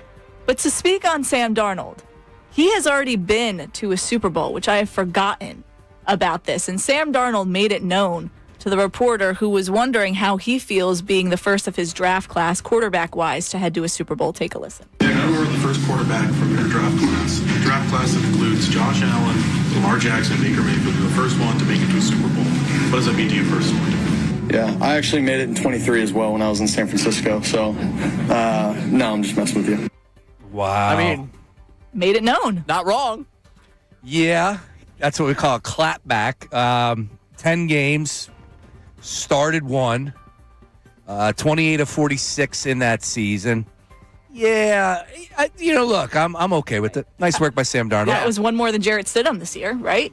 So good point. That's right. Producer's got a point on that one. That's Eagles right. Super Bowl champion Bryce Huff. Sam Darnold's been around the block, man. He's, it's really interesting. 4 teams in 4 years, right? Yeah. And now he's in the Super Bowl. Eagles Super Bowl champion Nate Sudfeld. I mean, these are all people that have been to a Super Bowl. Wow. Yeah. How about that? Sudfeld was backup quarterback. Milton Williams going back to back.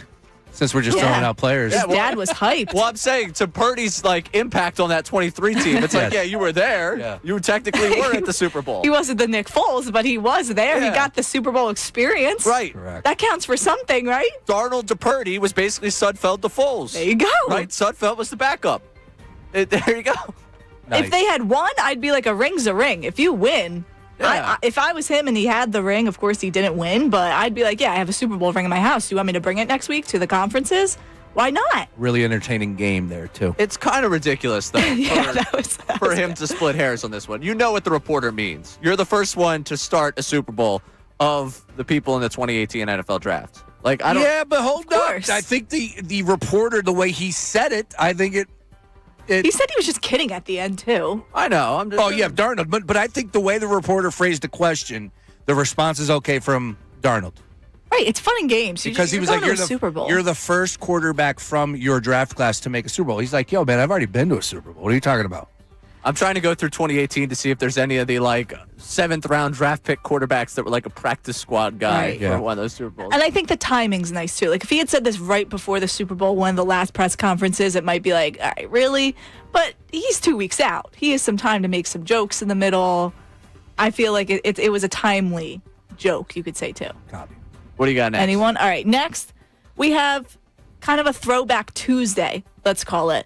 Because Stephen A., I could have a hot take on him too, but I'll let it go. Stephen A., an old video is resurfacing about him talking about Stephon Diggs going to the Patriots and having Drake May as the quarterback. You think about Stephon Diggs. I don't blame the Patriots for making the move because you got to do what you can to upgrade. And with your new coach there, certainly he deserves to have every possible chance to win. So I applaud the Patriots for what they're doing. I'm not knocking the move. I'm just wondering about Stephon Diggs. You go from Josh Allen to C.J. Stroud to Drake May. You sure about that? You sure? Are you sure? I mean, I just think that's a legitimate question to ask because no matter what you are as a receiver, it don't mean a damn thing if the quarterback can't get you the football. It is an old clip. Yeah, but we do kind of work in the industry where the old clips live forever. Yeah, and we live in a day and age where the old clips live forever. Well, I wonder what's going to happen with my take of the 76ers are a contender in the East. That's going to be played from here on out, which is fine. Stephen A. is so lazy these days. He doesn't even come up from Florida. The takes that and again, that's an old take. But I was watching something the other day, and we're going to talk about that clip as well that's coming up here. He doesn't even come up anymore. He's doing a show from his house in Florida. He's got 7 different shows. It's pretty easy to see what he's doing, man. But I don't think he has time to know enough. Yeah. And it's showing. Yeah. A lot of people on that comment section were very upset that he's getting paid as much as he is to just. I'm not hating him. Hey, he's earned it, and somebody thought his value was what it was. That's Right. fine. But now, I almost want him to do more. He needs to be more of that leader, but clearly the ESPN brass don't believe it. You want him to do more? I wish he would do more. I want but him talk. to be more involved, more on scene, on site, not do the show. You know what, Ray? This is Take Tuesday. One of my takes is that's coming up next too. The pandemic has been over for a long time. Enough of the Zoom, enough of the video conferencing. Let's get back to meeting. Let's get back to happy hour. All right, you want to have a discussion? I'm in on Let's go happy hour. catch a beer. All right, let's in on bring that. it back to before 2019, 2020. The pandemic was over a long time ago. Enough is enough. I've had enough of bad audio, bad quality, bad video. Get your ass in studio and let's do a show. I think they asked him to talk about too much, and he doesn't know enough about it now because he has so much on his hands. Yeah, 12 to noon on First Take, 1 to 3 on Sirius, and then 3 to the podcast 5 to 7 because he's also doing another Sirius show. Chris Cuomo. He's exhausted. Oh yeah, he's doing it all. And then he's got the podcast too. And here's the best part: he's never wrong. No, not once. Well, yeah. I've never been wrong either, so it's good to know. All right, what else we got? All right, last one. The Weenie 500 will be on TV this year instead of just the Fox Sports app. So it will be the Oscar Mayer Wiener Dog cars that will be competing against each other at the Indy 500. There will be 6 of them competing against each other to take top dog. Now, what shocked me was that it drew 85,000 fans in person last year, and I believe over 8 million on the Fox Sports app last year, which is why they have now transitioned to cable. Whoa. I had no idea this is a thing. Me either, until last night. What in the world? But there are only 11, I think, total Oscar Mayer Wiener cars, if I'm not mistaken, on Earth. I mean, this is good Oscar Mayer knowledge here. Well, when you see a Wienermobile, yes, you have found a diamond in the rough. I actually know someone. I've seen one before. That I believe did the cross-country trek with one of these mobiles. They provide benefits. Yes, I've looked into it. Yes. Got to be fun to drive that. I mean, it got to be just kind of a crazy lifestyle to just be living out of that thing. In a van a Weenie Mobile down by the river. Yeah, there you go. Nice. So oh my goodness! Oh yeah, this has become Do I hit the breaking sports button this time? See, I don't know how much you can hit the breaking news thing. I don't know if this is breaking news. All right. Well, let's give it a try. Oh. This isn't breaking news? Because this is what was reported all along. Oh, and they never get anything wrong. Like Stephen A. It seemed pretty iron. He just had 2 interviews with the Raiders. Right. He was going for a head coaching gig, or he was going to be the offensive coordinator of the Titans. Tell the people. I had accepted it. Brian Daboll is going to be the offensive coordinator of the Tennessee Titans. Wow. So it'll be New York, New York. Robert Saleh, former Jets coach, as the head coach, and Brian Daboll, former Giants head coach, as the offensive coordinator. So, yeah, Brian Daboll was either going to be a head coach or he was going to be the Titans offensive coordinator. Daboll, Titans offensive coordinator. Wow. Daboll to Tennessee is shocking to me, only because of the Vegas situation. 2 interviews in 3 days, I thought for sure. It's like, come on, man. You're not wasting my time. I'm going to take that gig. Wow. That is insane. So who's the Raiders head coach? Man, I honestly, because they've swung and missed 2 as well. McDaniel was their guy. Daboll was their second option, second choice. That's a good question. Look, this is another franchise that likes to have, it has an itchy trigger finger. Think about all the coaches that they've had. You just brought in Pete Carroll. Then you fired everybody. You literally just brought him in to get it right, and the next thing you know, it's all over the place. So you fired him. I don't have confidence that, I can believe what's being said to me with that organization, but it's still a head coaching position. Wow, Dable to Tennessee. That's a shock to me. That's a shock. I'm surprised about that. All right, let's react to this coming up. We'll table take Tuesday until the 1 o'clock hour. We got Jeff Mosher coming up at 1. I know there was more Eagles conversation. We wanted to get into the, no bad ideas, offensive coordinator. We'll get to that coming up later in the hour, too. But Brian Dable's going to Tennessee to be the offensive coordinator. We found out earlier that Joe Brady, head coach of the Buffalo Bills. If you had made a candidate list at the beginning of this whole thing, even not knowing that Brady would be out there available for you, I would imagine of your top 5, 4 of them are at least gone at this point, if not all 5 for an Eagles fan. If you were the Eagles talking about swinging big, I would imagine a lot of the big swings you thought you could take, right now, someone else connected. So where do you go? And how do you feel out there at 610-632-0975? Because we could continue to pound our chests about how attractive a job it is. And I do believe it's an attractive job. It is. But my belief might not be matching reality with the way people are continuing to leave this one. I'm actually going to give you a reason why you should be excited about what's taking place. All right, Sean Brace going to hype me up again coming up next. Alongside Sean Brace, I'm Ray Dunn, in for Johnny Marks here at Middays with Marks, 97.5 The Fanatic.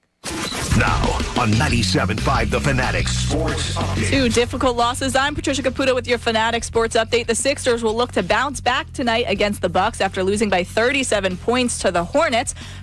Tony Jones of The Athletic spoke to the morning show about what the team should do to sustain the rest of their season. The things that have gone right are drying up, pointing to Tyrese Maxey's play, which I think is unsustainable in terms of how many minutes he was playing. There have been some positives, but I also think the Sixers are in a dangerous situation right now. Sixers-Bucks kick off at 8 p.m. tonight. The Flyers were shut out by the Islanders last night on Monday. Now the Fly Guys will head to Columbus to take on the Blue Jackets Wednesday as they also search for a bounce-back win as they were shut out from the Islanders. Joe Brady out of the picture, so is Brian Dable, as they have Joe Brady will take the next head coaching job for the Bills, and Brian Dable is headed to Tennessee. So the Eagles continue to search for their next coordinator. This update is brought to you by AppleVacations.com. Is more travel part of your New Year's resolutions? Apple Vacations can help. Save up to 40% on flight and hotel vacation packages now through February 2nd. Visit AppleVacations.com. This update is also brought to you by Morgan Stern Hair Restorations. Great teams stick together, and so does great hair. Morgan Stern Hair Restoration championship results. Visit MorganSternHair.com or call 610-980-4000. I'm Patricia Caputo on the home of 97.5 thefanatic.com.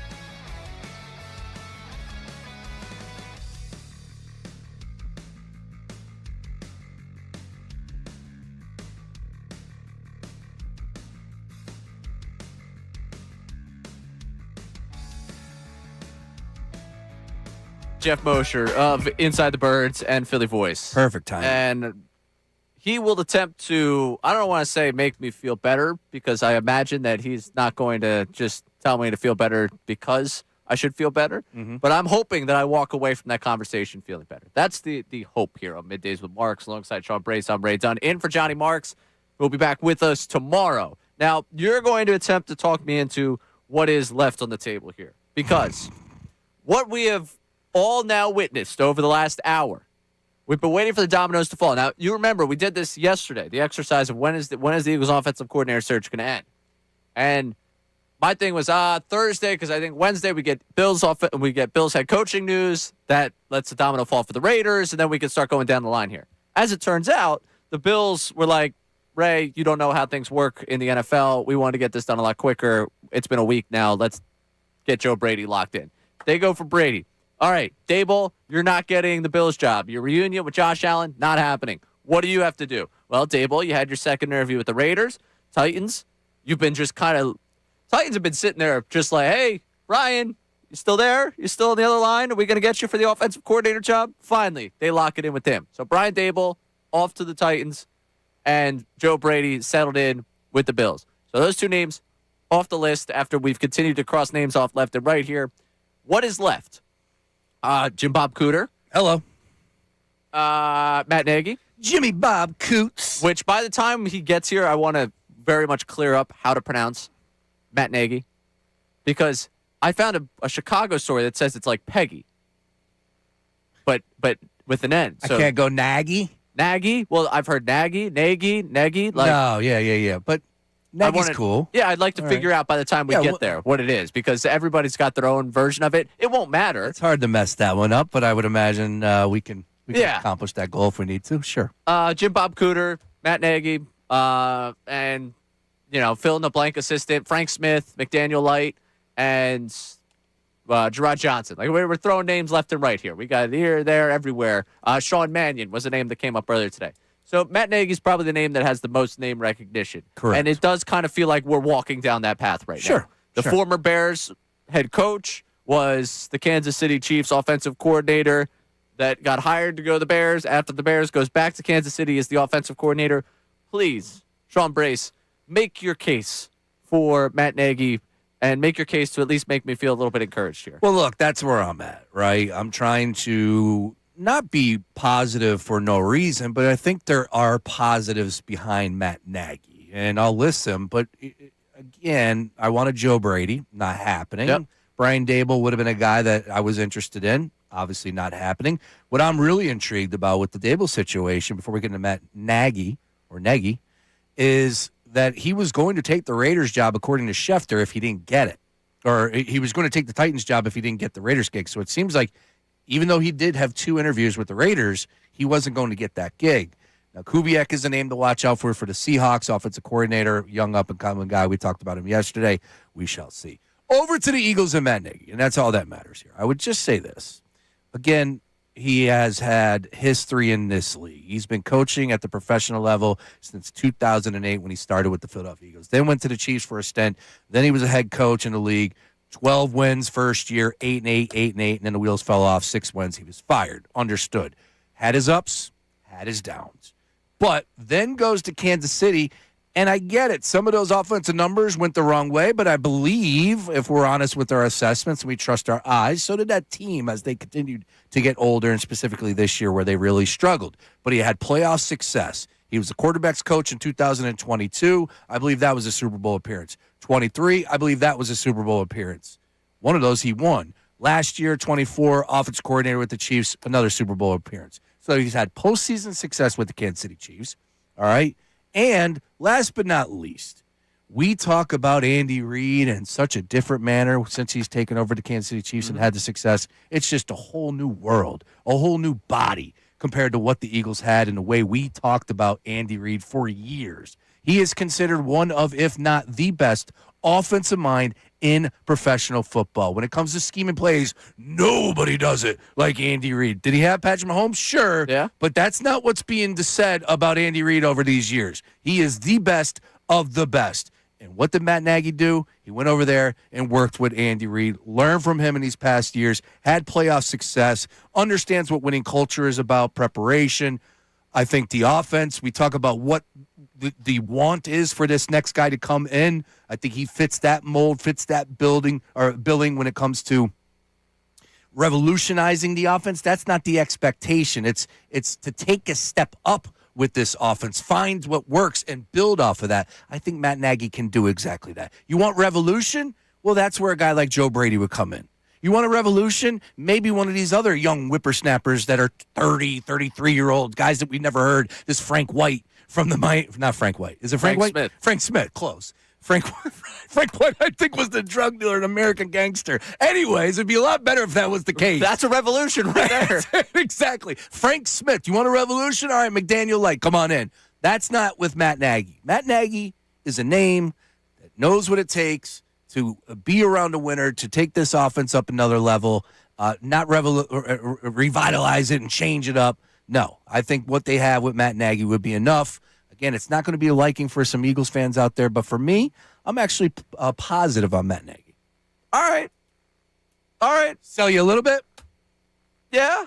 It worked with Andy Reid. You don't have to lie about Andy it. Reid's coaching tree. I would say, again, I understand the frustration for Eagles fans. I'm right there with you. This has not been a good search. But if you end up with Matt Nagy, which it seems like it's going to happen, I think that's a plus.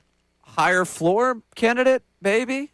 I don't know. I've just been doing some digging on some numbers just because, The numbers don't look good. No. Yeah. I just happened to.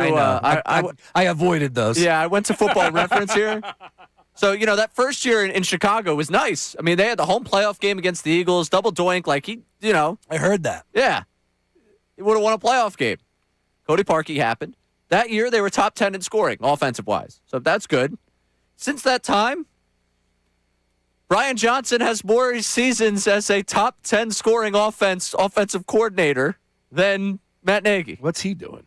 He's in Washington still. That's right. Yeah. So, Brian Johnson has been the offensive coordinator for a top 10 scoring offense more recently than Matt Nagy, who was the offensive coordinator for Patrick Mahomes over the last 2 seasons. All right. Yep, that's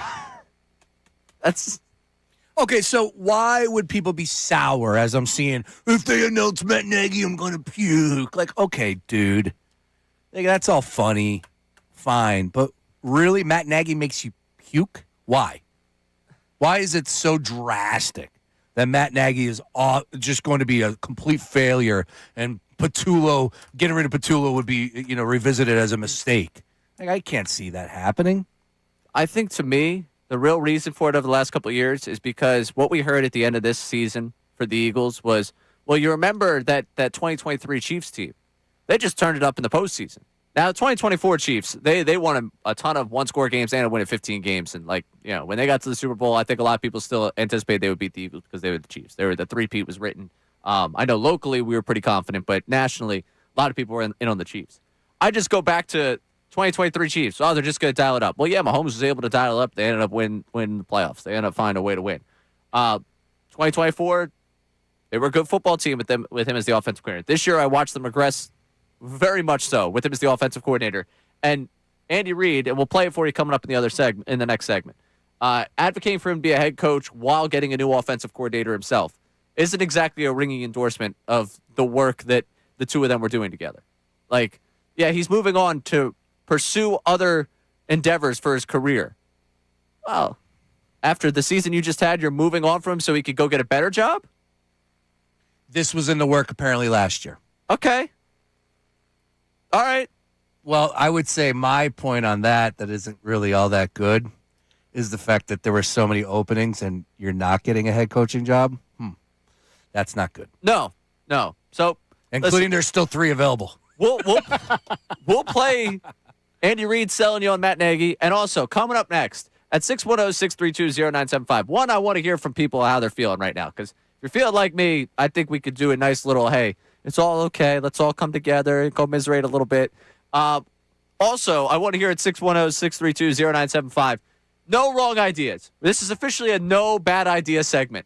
Coming up for the rest of the show, you throw a name at us, We won't take it very seriously, but we won't make you feel bad about yourself. It's time for you to throw any name against the wall and see what sticks. That's where we're at in the offensive coordinator search. It's a no bad ideas portion of the program. We've seen some already on the text line. I'd love to keep getting them. I keep seeing Nick Foles every time we open up about the offensive coordinator job. Throw me your Nick Foles idea. He needs to get into coaching. I like the way he speaks about it. Somebody just throw us something here, all right? 610-632-0975. It's a no bad ideas hour and 15 minutes before we get out of here. We got Jeff Mosher coming up at 1 o'clock. Your phone call is your text at 610-632-0975. He's Sean Brace. I'm Ray Dunn. We're commiserating right here on Middays with Marks, 97.5, The Fanatic. The Flyers have hit some bumps on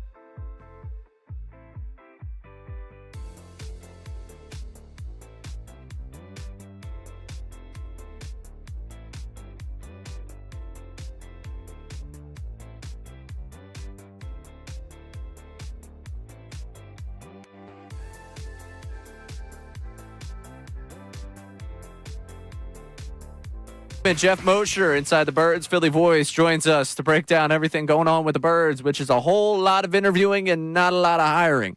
Alongside Sean Brace, I'm Ray Dunn, in for Johnny Marks today. Let's start. We'll let Andy Reid make the case for his boy Matt Nagy before we move any further in this segment. Here is Andy Reid talking about his now former offensive coordinator. If we left it that simple, that's what I would tell you. I mean, I know everybody's going to question everything, and I get all that. It's understandable. But Matt and I have a great relationship, and here he sits. And before the season, before the season even started here, I knew that he wanted an opportunity to have his own show. He's been a head coach. He was coach of the year. I mean, this guy, all the things I've said about him, I still feel about him. There's nothing different there. He deserves to have a head coaching job. And if not, it gives him an opportunity to go out and do his thing. So here's the thing. At the beginning of the year, you can absolutely set your sights on going to get your own show. If the season that you have isn't worthwhile for it, like Kevin Patullo at the beginning of this season, you think he had pipe dreams about going and moving on to being a head coach? Absolutely. Like, yeah, Eagles go 14-3, they win another NFC. Yeah, hey man, go be a head coach. How many coaches in the NFL that are not head coaches start their season with the thought of, hey, you know what? I just want to be in this exact spot next year. Vic Fangio? Very few. Like. Yeah, very few are content and happy being the assistant, not being the guy. But it is intriguing. It is interesting to go down. It's a case-by-case scenario because I look at a guy like McDaniel. Maybe it would have been best for him to hit the reset button and go out to California and be under Harbaugh. And, oh, by the way, you only have so many times to prove yourself. Right. Especially as a head coach. So you look at a guy like McDaniel, if he would have taken the Browns job and he might have been axed in 2 seasons and that's it. He'll never be a head coach again. So you got to be right. You got to be smart with these moves. So, yeah, for Nagy, maybe the opportunity isn't there for him right now. Just them moving on from him is like... Yeah, there still is 2 openings, correct? You got the opening in Vegas. Arizona, Vegas, 3. and Cleveland. There he is. Okay. Yeah. Nobody wants that Cleveland Browns job, though. No. That's crazy. Absolutely not. No, they're trying to force a defensive coordinator on you. What type of ownership and what type of front office would do that on you? He needs to be the head coach, though. Just make him the head coach and go and get an OC. All right. While we're talking about going to get an OC, because I need this. I'll be honest with you. We're on day 15,000 of talking about the offensive coordinator. Feels like it. I need some fun in my life, okay? I need a little bit of joy, especially after the last hour of news. This is the no bad ideas portion of the program. If you could plead your case for the most absurd candidate that you could possibly come up with here for the Eagles offensive coordinator job, go right ahead, all right? So I know we got some on the text line. Patricia, run through some of the names that people are throwing out there as the no bad ideas. We've hit the portion. They want to cast a wide net. Let's cast the widest net possible. No bad ideas offensive coordinator search. What do we got? I'm liking it. Okay, we have Bill O'Brien, Deshaun Jackson, and Michael Vick. That was the same texter bringing some college blood. Yep. Dan Orlovsky. My personal favorite, Jalen Hurts. Old school football. It won't happen, but I like that. If we're casting the wide net, I like the Jalen Hurts, let Sirianni run it, and then Jalen Hurts do whatever he wants. You know what? I'm actually signing up. I'm co-signing with you on that one because there was way too much of like, well, it's up to Coach KP. No, Jalen, you know what? Call your own bleeping plays. Let's do this. I want this to be on you. All right. I'm right there with you. Jalen guy, you know? Yep, that's it. I believe. Jalen is the OC. So we got Bill O'Brien, Deshaun Jackson, Michael Vick, Jalen Hurts himself, Orlovsky. Yep. That would be my no bad ideas. You know what, Orlovsky? I watch you on TV all the time, breaking down what you hate about everyone else's offense. Yep. You know what? Scheme one up for me. You became a Jalen guy this season. You know what? You go make Jalen a guy. And Mike McDaniel, he took the job down there in L.A. because apparently his wife's from out there and they feel more comfortable. Orlovsky, bring the family on home. All right? Come down to Philadelphia. Be Jalen's OC. Design the offense. The hell with it. Yeah, and I can't wait. Someone's going to clip this and act like I was actually advocating for Orlovsky to be the head coach or the offensive coordinator. I keep slipping with that. Really do keep. This is the second time in 2 days I've said head coach. Get it. I'm sorry. I'm the dumbest coach in the world. I just keep disrespecting the guy. But come on down. Be the OC. Why not? The no bad ideas portion of this program. Let's go through. We got in the YouTube chat, Neil, James Franklin, JM, Lincoln Riley. Wow, Lincoln MBD, Riley. John Gruden. Greg Roman in the YouTube chat is another name here. I mean, we're just going all down the list of ideas here because Phillip Rivers, like, there's no bad answers. No. You already got an answer. interview in, right? Yeah. Oh, did. they already got interest this offseason. How about Kurt Warner? Does that do anything for you? Oh, Kurt was a Jalen guy, too. And Kurt's the one that said that anyone could do what Romo does, right? Is that what he said? I believe that's what he said. Yeah. So, all right. Yeah. If everyone's an offensive genius, someone come scheme one up for me. Build an offense for me. I like that. We're at such a point in this. I would also tell you that there's a tremendous guy on YouTube and social media that I follow. I don't even know his name, but at Film Watchers 1. At Film Watchers 1. At Film Watchers 1. Have you ever seen this kid? This dude? I have not. Oh, he's tremendous. All right. He's so good. Can we get him? Yes. At Film Watchers 1. At Film Watchers 1. I don't even know his name, but this dude locks himself in his studio/bedroom. He's got a Kurt Warner jersey hanging on the wall. He breaks down film. He eats, sleeps, and drinks football. He reminds me of like a young John Madden. Film Watchers 1. He's my pick. We got Jalen's dad on the text line, too. You know, he was a high school coach. That's right. He knows what Jalen needs to succeed. He's got familiarity as a play caller. We were talking about going back 10 years with Dayball and saying that's familiarity with Hurts. Might as well go back even further. Just go back to high school. Bring Jalen's dad in. This is amazing. That what's that Nate dude's name from the Rams? Shieldhouse. He's a name that's being discussed for the Browns head coaching position. Mm-hmm. And what was he? He wasn't the OC. He was like No. He takes the papers off the copier. He brings the coffee in. He's a pass game coordinator.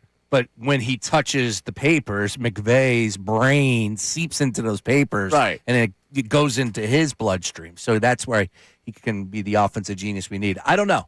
It seems like he might be getting the sniff of the Browns. He's probably going to get a good gig here. All right, so you have to ask yourself one question. One, is this an opportunity for the Eagles to just say, you know what? We had two candidates in our minds. It's not going to happen. Now it's not about getting somebody with experience. It's about getting somebody that can revolutionize the offense, totally take it over and be the head focal point. Or is that not a possibility with somebody with zero experience? Well, that's a great question for Jeff Mosher coming up. Because Mosher told us, I believe it was last week, play calling, what they're valuing. Well, they're still at that point. Is this how they anticipated it would go? We are going to ask the question. That's a good question. Of Jeff Mosher. Coming up next of Philly Voice and Inside the Birds. We'll continue to take your no bad ideas. Not a bad idea in sight here for the offensive coordinator the rest of the way. Text him in, call him in, 610-632-0975. Alongside Sean Brace, I'm Ray Dunn. Middays with Marks, 97.5 The Fanatic.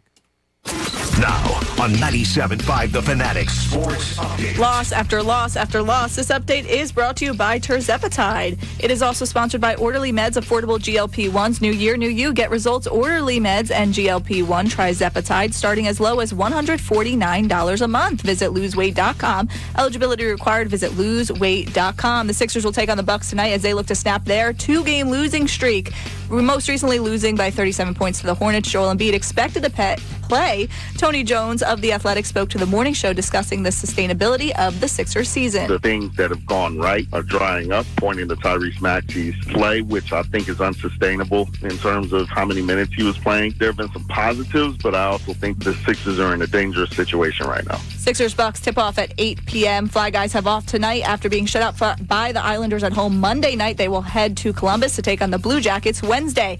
Joe Brady and Brian Daboll all out of the picture for Eagles offensive coordinator. Brady will be the Bills' next head coach, and Daboll accepted a position to be the next offensive coordinator for the Titans. Jeff Mosher joins us at 1 p.m. This update is also brought to you by Morgenstern Hair Restorations. Great teams stick together, and so does great hair. Morgenstern Hair Restoration Championship results. Visit morgensternhair.com or call 610-980-4000. I'm Patricia Caputo on your home of the Sixers, Flyers, and the Best Birds coverage. 97.5 The Fanatic and 97.5thefanatic.com.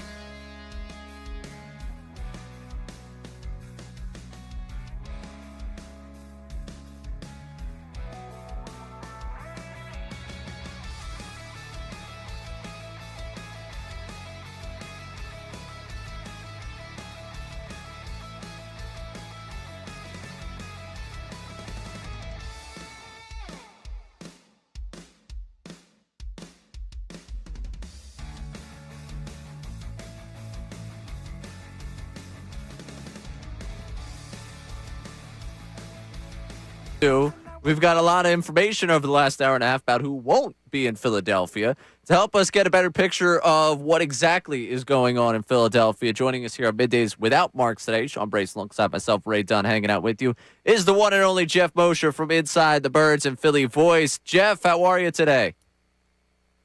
What's up, Ray? How you doing, my friend? I'm all right. You know, I think I've gotten past the initial 1-2 punch of news we got with Brady and Daboll. Not that I wasn't expecting the Daboll news, but I want to start this conversation with the question I'm left asking. If you went to the Eagles at the beginning of this process and told them that they would be here right now, would they have expected to be here, and would they feel good about where they're at right now? Cool, that's a good question. So I guess you're asking me if we would have told the Eagles prior to the search being that they would not get Daboll and not get McDaniel because they chose other places, would that have made them happy or surprised or unhappy? Mm-hmm. I think that they would. Of it, I don't think the Eagles are. What's the word I'm looking for? I don't think they're kind of blind to who they are, what they've done, and why their job might or might not be attractive to a variety of candidates or specific candidates, especially if some of them had head coaching opportunities like Daboll and McDaniel at the time of the start did. You know, I mean, they've since withdrawn. But I don't think that they would be totally surprised. I imagine that they would be a little disappointed, though. All right.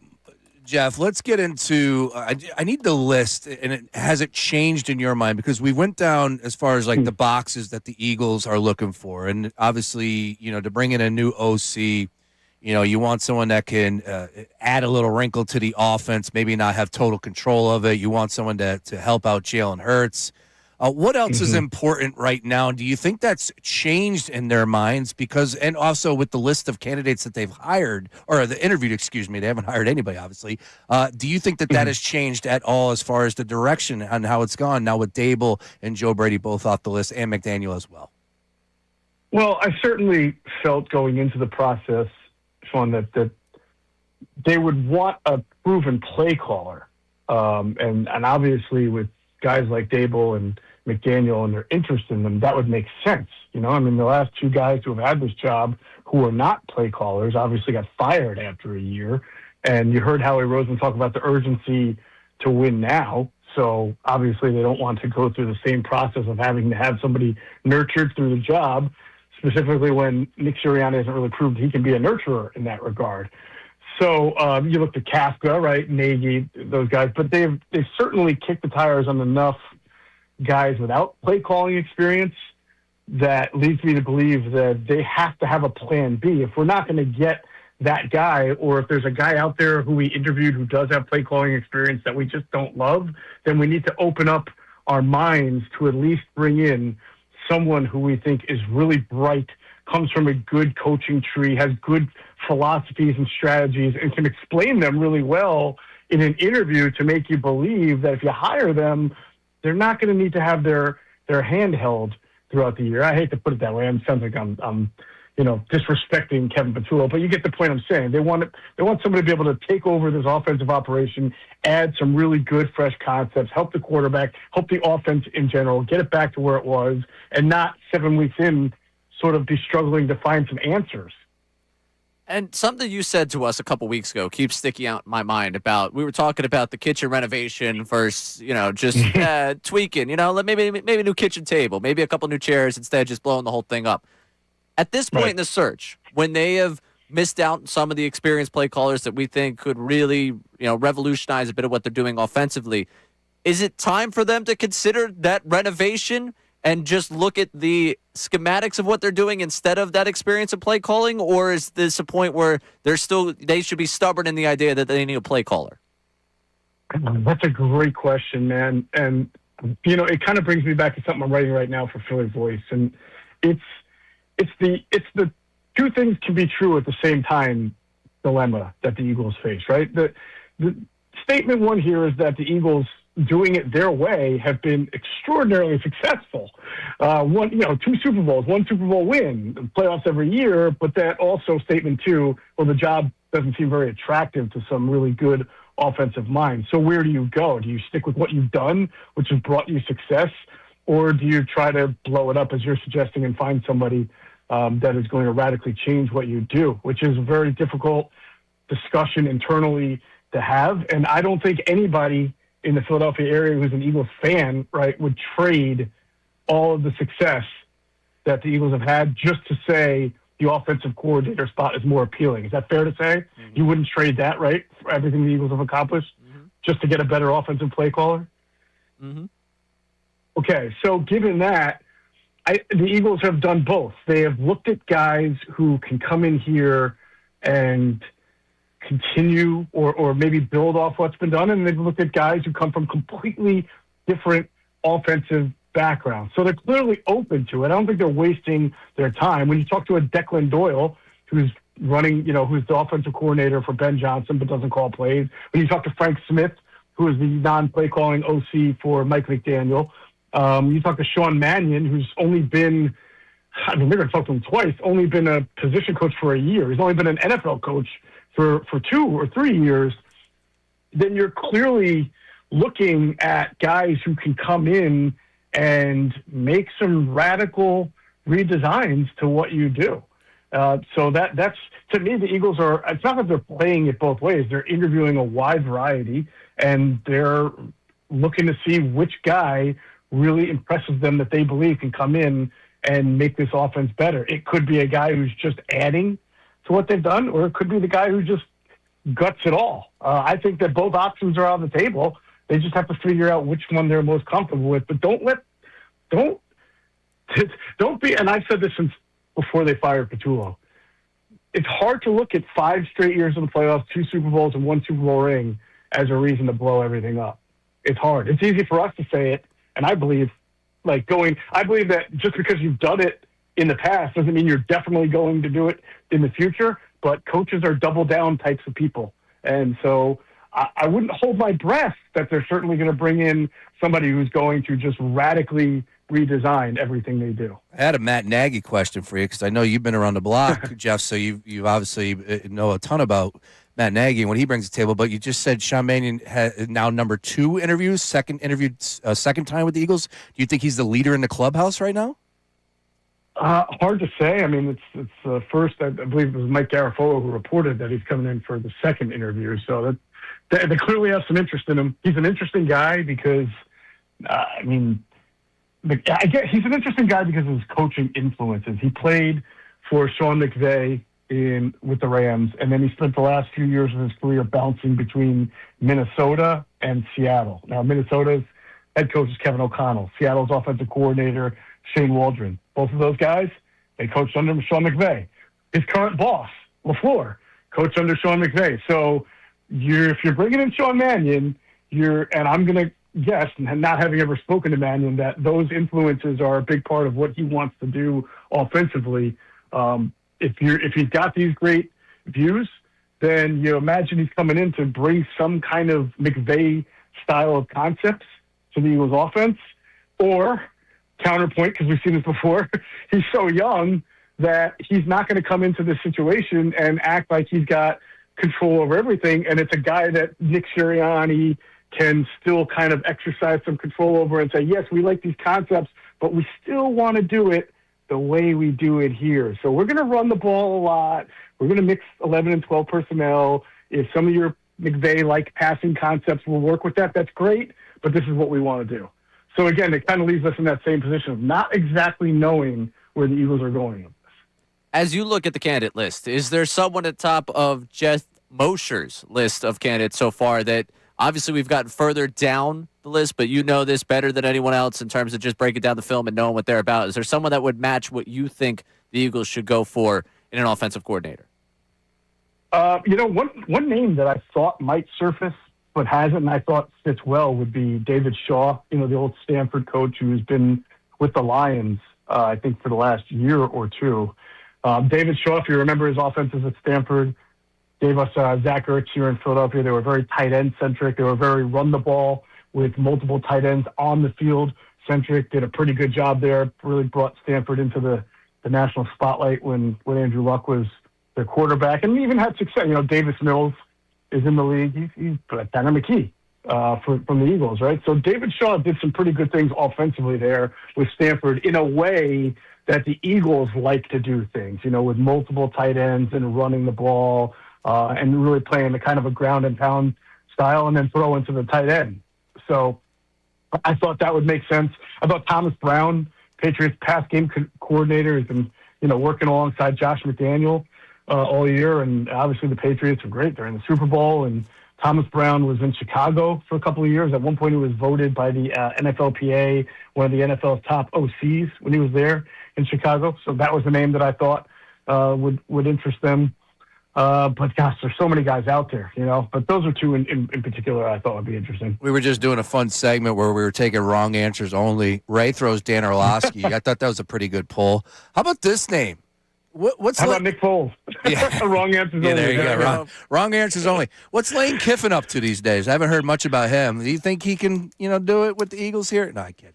Wrong answers only. The funny thing is Charlie Weiss, his offensive coordinator, Charlie Weiss, is somebody that the Eagles kicked the tires on, and decided he'd rather stay in college. All right, give me 30 seconds on Matt Nagy and where you stand with him. Like, to me, I can make the case for him, Jeff. I really can. I think there's some pluses. Sure. There's minuses with every one of these candidates, but Matt Nagy's been around the block.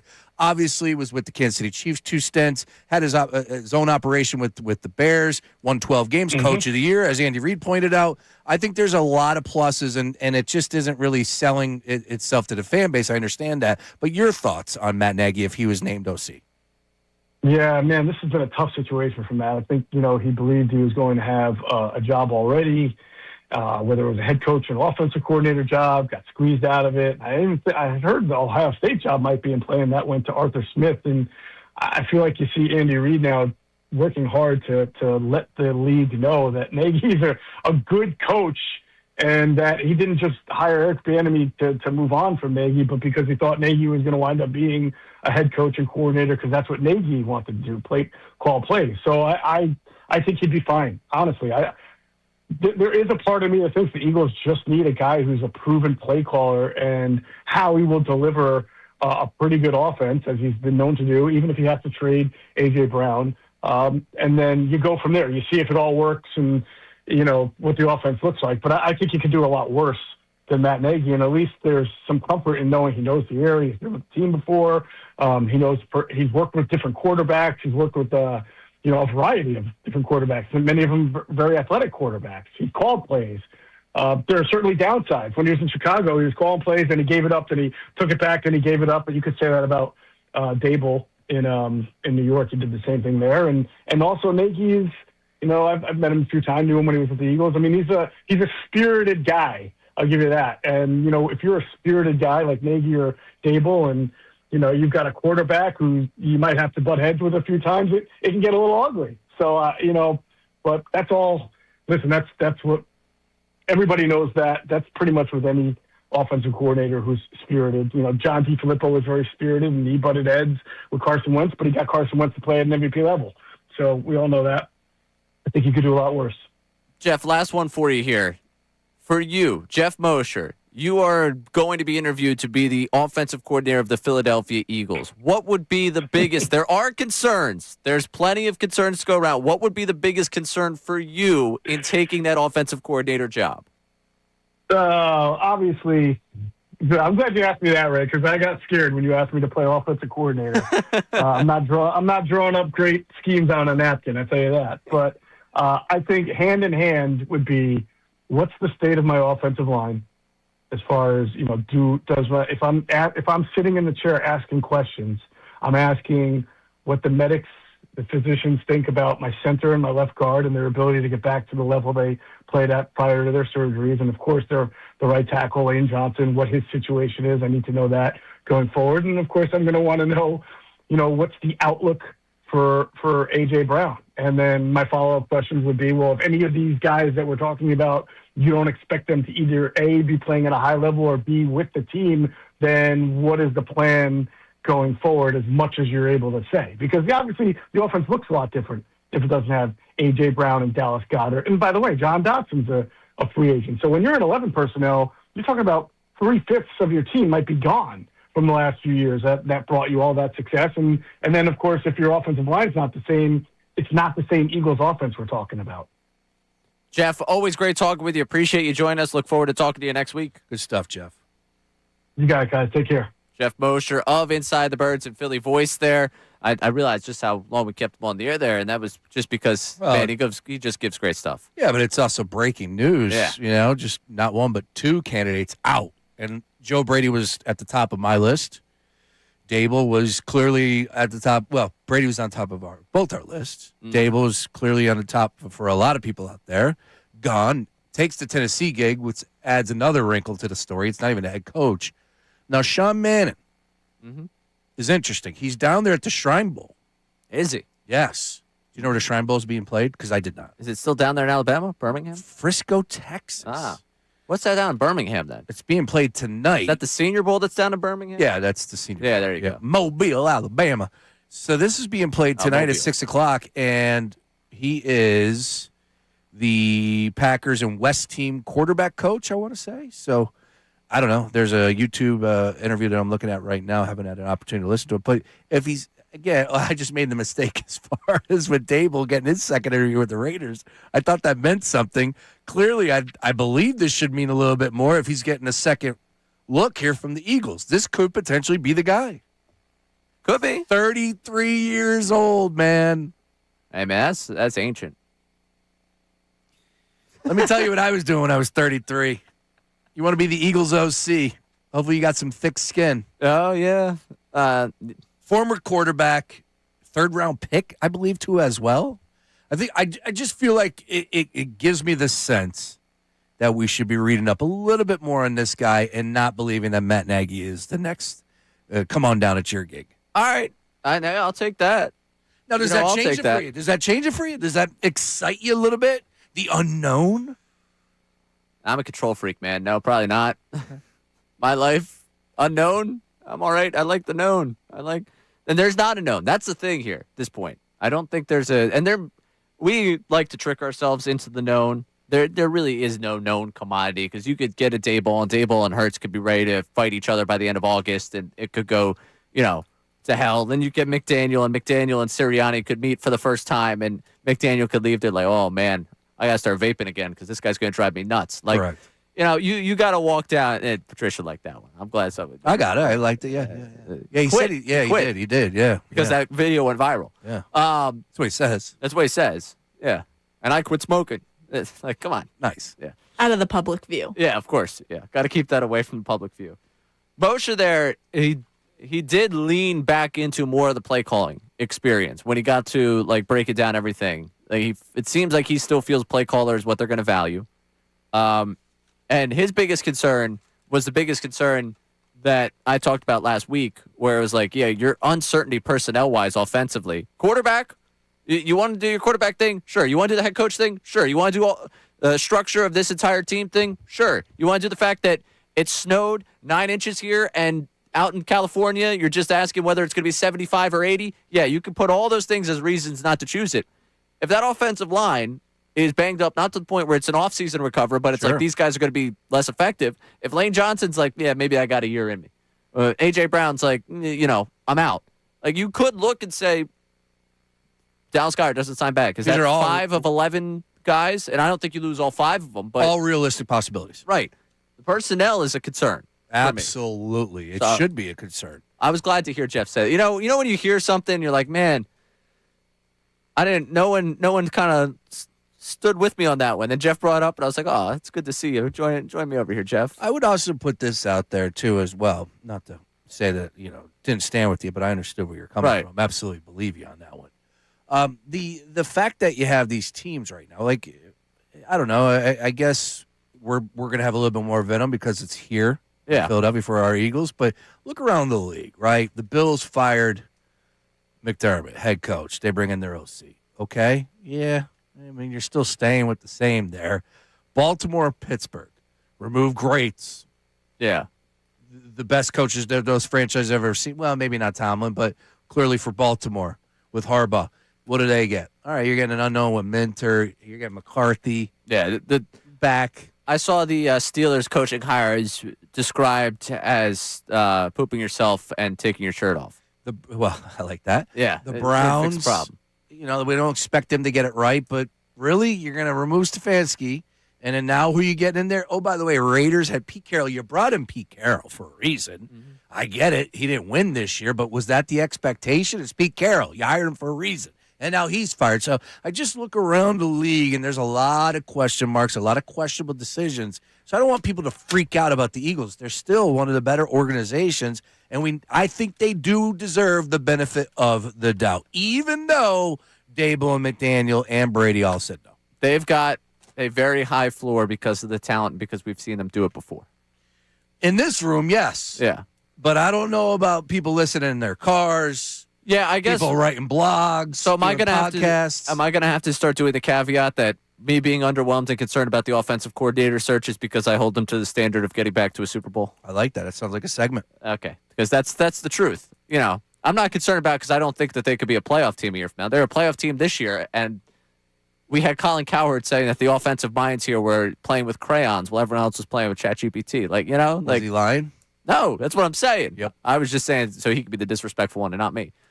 I believe they're a playoff team. It's about not sitting here and doing the season's over show after you play the 49ers, whose defense was consistent of people they found just in the tri-state area that needed jobs in football. That's what this is about. All right, coming up. I'm locked into the Shrine Bowl tonight, especially that West team. We're going to, all right. Maybe you give us a breakdown of the Shrine Bowl coming up at the end of the show as well. We're going to get to Take Tuesday. It's a Take Tuesday here. We all got a take for you coming up on the other side. We delayed this because, we got offensive coordinator news, and we had to break it all down for you. We'll get to that coming up next. We continue along the 1 o'clock hour and continue to give us your no bad ideas. He's the offensive coordinator in the Shrine Bowl. Okay, no bad ideas. There it is. I'm in. I'm all in. 610-632-0975. No bad ideas for Eagles offensive coordinator. Throw them in. Call, text. We'll also get to Take Tuesday coming up next alongside Sean Brace. I'm Ray Dunn. This is Middays with Marks, 97.5 The Fanatic.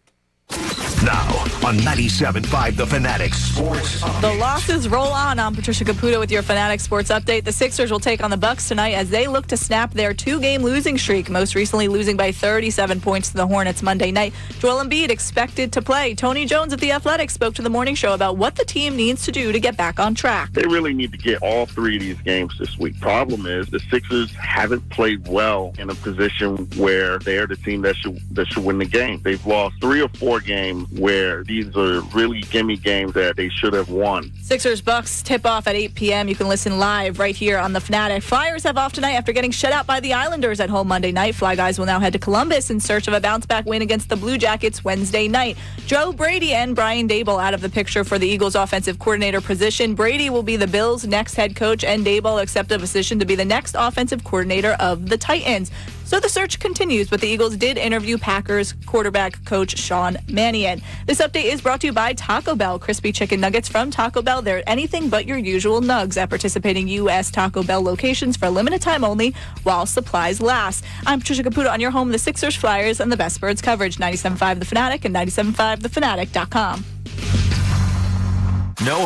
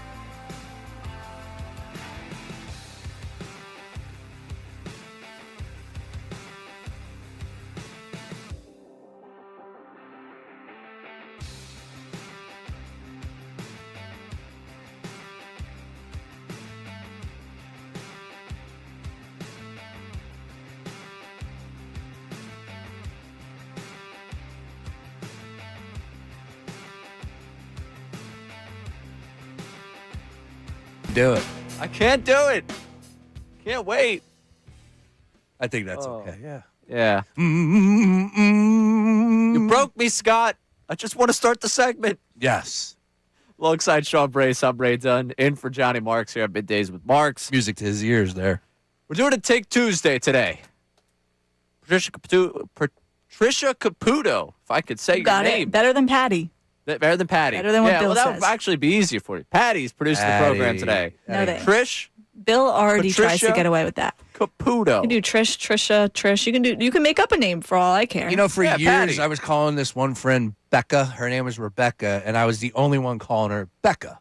And I didn't mean it. Right. She was just like, no, you're the only one that calls me Becca. I'm like, oh, I don't want to be that guy. Yeah, no. Yeah, that doesn't matter. I have people call me Trisha, Trish. Like, I know the people that do it. But there's more than one person that does it in your life, right?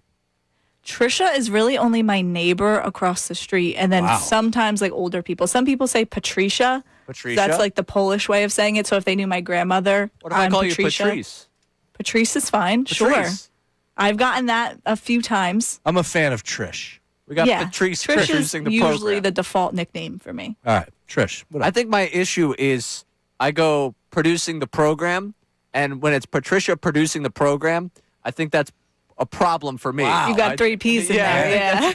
I think I have to open up my vocabulary here and just be like, today producing the show is Patricia Caputo. I don't know. There's just a lot of P's in there. That's really tripping me up. Yeah, you have to split the P up with a the or something. I have to get better at my job is what I'm saying. Pretty much. No. That's my take. So to get to Take Tuesday here, we're going to start with Patricia because I thought last week your take was the one that resonated the most. I got the most people upset because I took aim at spin classes and people did not like that. Wow. What was your take on spin class? Real quick, revisit. It's either a pyramid scheme or a cult. He hates One of the people two. exercising. I don't hate people. See, this is what it became. Oh.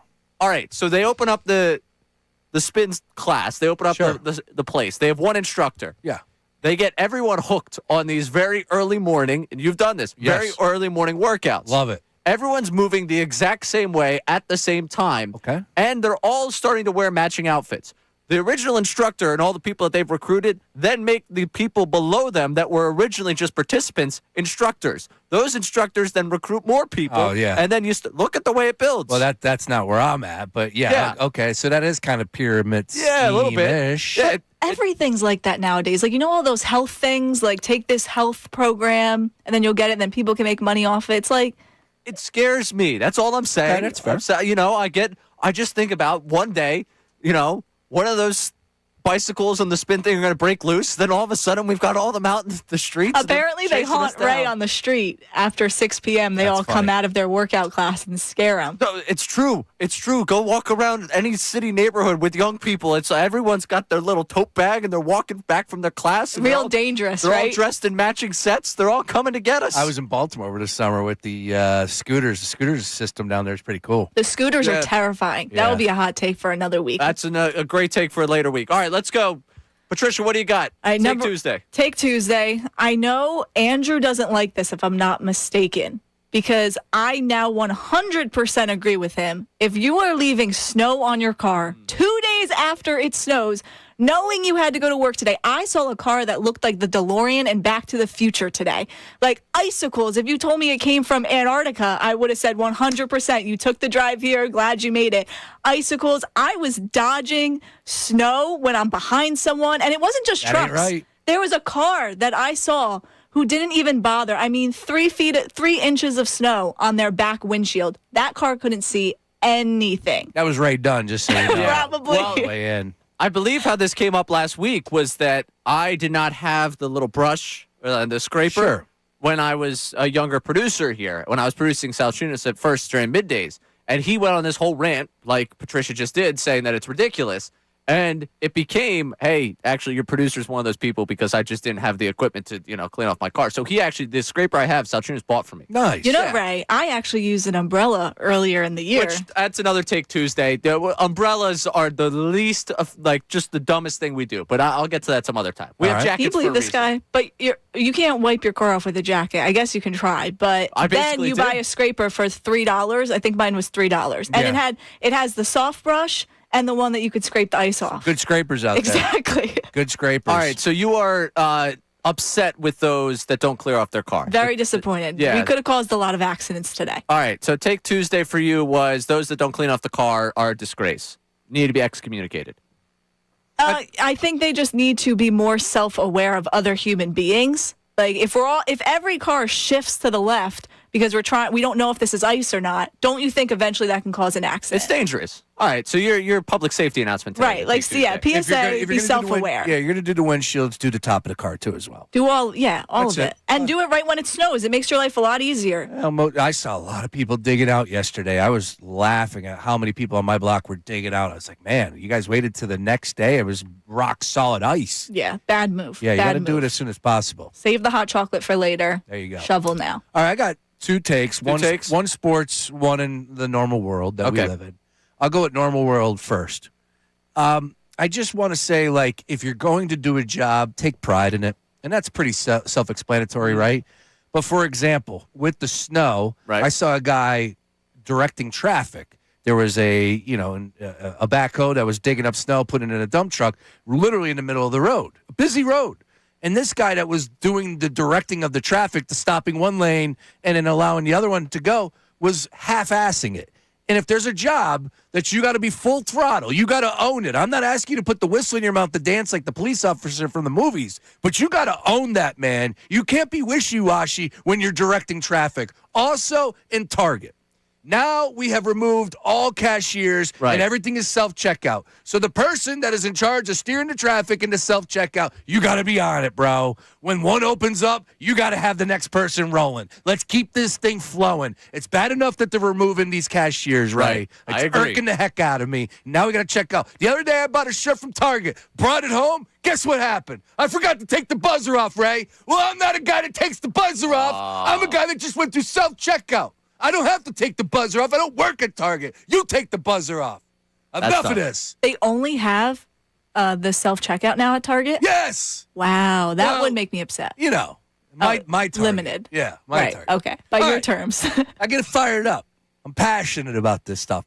Last but not least, over to the sports world. You people, I've had enough of you people, all right?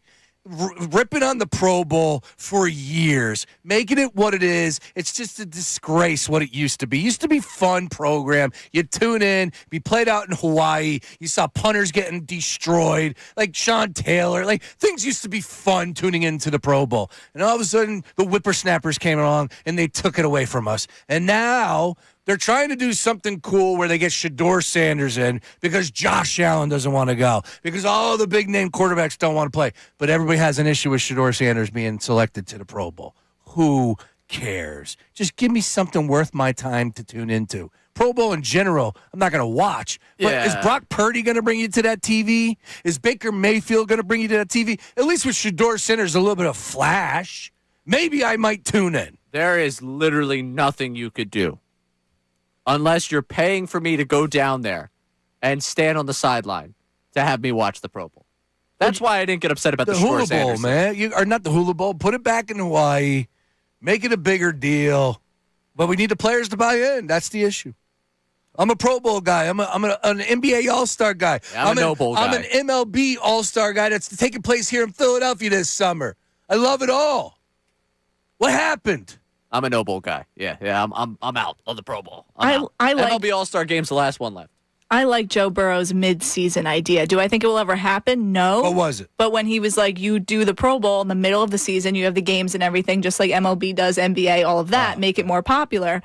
And I like that idea because I think at least the season's still going on. Like everyone's like, okay, I can finally do things on a Saturday, Sunday for once, right before the Super Bowl. No, I just think get rid of the Pro Bowl in general. Oh yeah, that too. That's enough. But that's not going to happen. Get rid of that. They want to make money somehow. But so now, we need to settle here. Now the issue is Shedeur Sanders. Okay, I got it. At least I'm give me a reason to tune in. It doesn't deserve to be a Pro Bowler, but that would require the Pro Bowl to be a high bar to get to. Tyrod Taylor make a Pro Bowl the other year? Tyler Huntley made the Pro Bowl. Tyler Huntley. Yeah, no, it's a joke at this point. Okay. Shedeur Sanders is not what gets me off the wave of the Pro Bowl. I've been watching from the beach for a while at this point. I'm not riding the wave of the Pro Bowl anymore. All right. That's YouTube my chat recap coming your way Oh, in what's the your next take? segment. I'll my Take Tuesday coming up next segment. We got little break integrity over here, Sean. My bad. I can hear it. I can hear the clock going off my head. I jumped the gun. I'm a quarterback. I'm under duress here. I got to let it go. Omaha. I got my take, and I can see I've already upset people with my take from last week, so I'm sure this next one's going to go over well, too.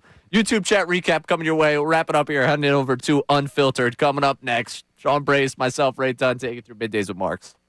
The Sixers are opening eyes and starting to make people believers. Are we getting ahead of ourselves, or are they contenders in the East? Let's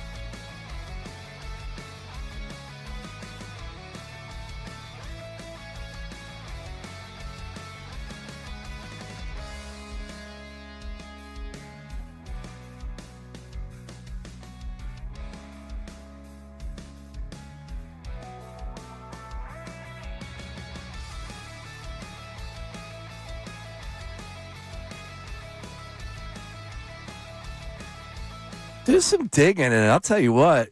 All you got to do is go on Instagram. You'd be able to find a couple of spin classes that I would imagine would pique your interest. I know. I see. That was where this all started. Everyone I know is starting to jump into the spin class. What's concerning. But don't just join a spin class, though. Join a gym, like Vision Fit. I'm in a gym. Yeah. This guy just assumed I'm not. Yeah. Sorry. I get it. You look at me. Look at me. Do I look like I'm a guy that's like been Googling GLP-1s for the last 3 days? Got a doctor's appointment, which, oh, by the way, I just want to put out there, I'm not doing. Okay, so we got that cleared up. Fat Face February is coming, and it's time to just get back in the lab, calm down a little bit, stop stuffing my face with Oreos, and let's thin up a little bit. All right, dude. You guys could join a spin class together. Yeah, that's all right. We could hang out here. We get a beer. Well, we can't get a beer if you're not drinking. Yeah, I like this bike. I don't like the spin. I like the bikes that move your arms. You guys could go on a bike ride through I think it's Philly also together. the movement for me. It's like the. Oh, that think it's too embarrassing? I don't know. They're all just doing it in unison. Just get a Peloton. Video's kind of stay it's home. like ballet. Now, Peloton is a one-way ticket to buying something you won't. Aside from Jordan Davis used it, so and that worked out. Oh, for he him. did. Yeah, use Slim it. JD was a great time. And you have to think about moving, right? Like, you might move one day. You want to bring that thing? Yeah, No. it's things you I'm have to gonna move. consider. Right. That's when you're settled in. I Quite bought a few more times, I imagine. Yes. It's funny you bring that up. I bought a $3,000 bed a long time ago. Yeah, this thing it was $3K. It was my back hurt me. The thing, it has lights underneath it, goes up, down, all that, right? All right. But it is a pain in the you-know-what to move. And I didn't think clearly about that. Yeah. It's a good bed. Good bed. Yeah. Good bed. Is it worth it? I don't even use it anymore. It's in the upstairs. Yeah, it's in the guest room. But it is a good bed. When I do sleep in there from time to time because it's where the baby is, it's a good bed. I miss that bed. Got to have a good bed. Think about good bed. Kids, think about how much time you spend in your bed. Think about that. I'm walking around landmines here, so I'm gonna move back to the. We all sleep. Yeah, I know. Oh, yeah, of course. You're supposed to sleep 8 hours a day. Yeah, I don't sleep 8 hours. All right, well, neither do I. Yeah. But just think about it. Nice thought. That might be a Take Tuesday future for me. Can we all stop with the idea that 8 hours is what we're supposed to get? 6. Yeah. Give me 6. I'm good. Oh, yeah. You should sleep 8 to 9 hours a day. I wish. Impossible. Yeah. Introduce me to the person that is a grown adult that's figured that out. There are plenty of people that go to bed at 9 p.m. All right. But you must not have children. Like, you must only have your job. Amen to that, Trish. Speaking, she knows what she's talking about over there. That's a babysitter right there. Yeah, that is. Yep. Yeah, that's some of the I know the babysitter? deal. Big one. Yep. Huh, all right. Call me up. Dang right. All right. I need one. I only have CPR my and mom. everything. Nice. Oh, CPR certified. This is an advertisement now. I'm in. All right, we got the YouTube chat recap in a second here. I do really want to get back to where we've been all day because we started out Sixers, and within the midway point of the 11 o'clock hour, we found out, all right, Joe Brady to the Bills. Found out 12 o'clock hour, Brian Daboll going to the Titans. With the movement today, we got a chance to talk with Jeff Mosher. We talked a little bit about Sean Mannion and what you might like from the Packers quarterback coach. Talked a little Matt Nagy. Ultimately, it's going to end up being a name that was not a part of the Swing Big campaign that we put together earlier in this offseason. It's going to be a secondary one that we probably have to talk ourselves into. And maybe it'll be a talk ourselves into Tuesday next week. I hope that it's done by then. I think with the way the dominoes are falling, in the next 48 hours, we got some clarity. He did mention casting the wide net, which maybe this just continues to drag on because they're like, well, we'll just talk to as many people as possible. Sure. And then, I could say this as the single guy, the friend group. I'm going to meet as many people as possible until you figure out what you actually want. Okay.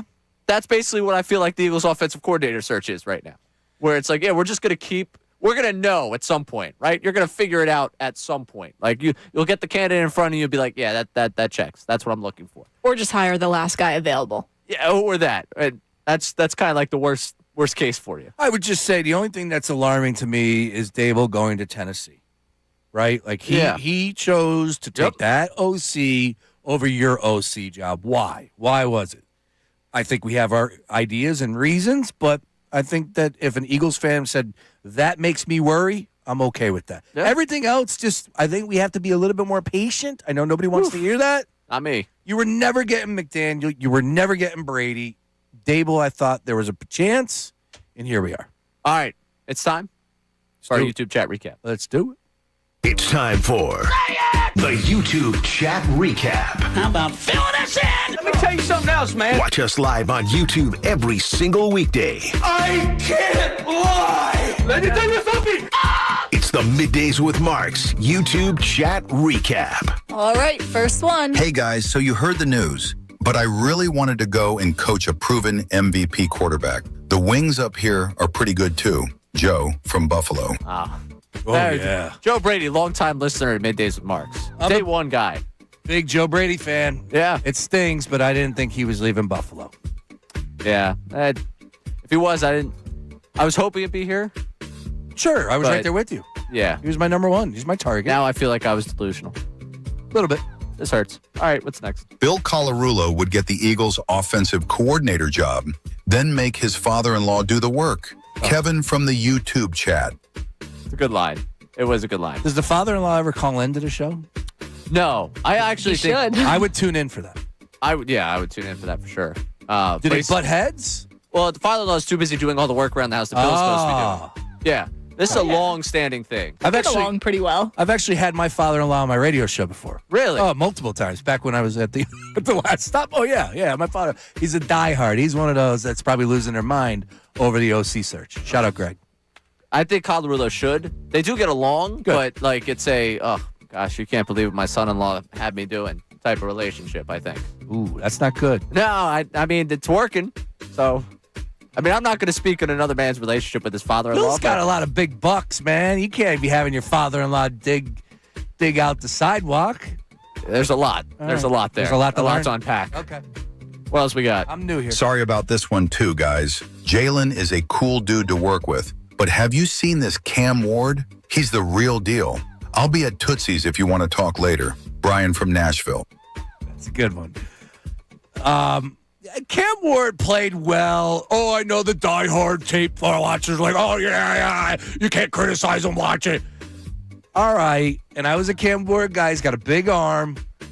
I would much rather have Jalen Hurts as my quarterback. Yeah. I think the biggest reason why, if I'm Dable, I take that job is because I'm going to get to build out the staff. Sure. I get to build out the offense, and to me, it's a quarterback that, hey, listen, buddy, you've accomplished nothing here.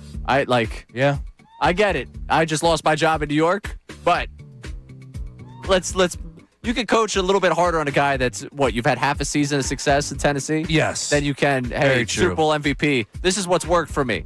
That quarterback doesn't have. That's what's worked for me. I'll tell you what, if that team has success, watch out for the New York tabloids. Oh man, I will be. I think I will be a Titans fan just strictly for the fact that I want New York to be like, how could we not? What else we got? All right, two more.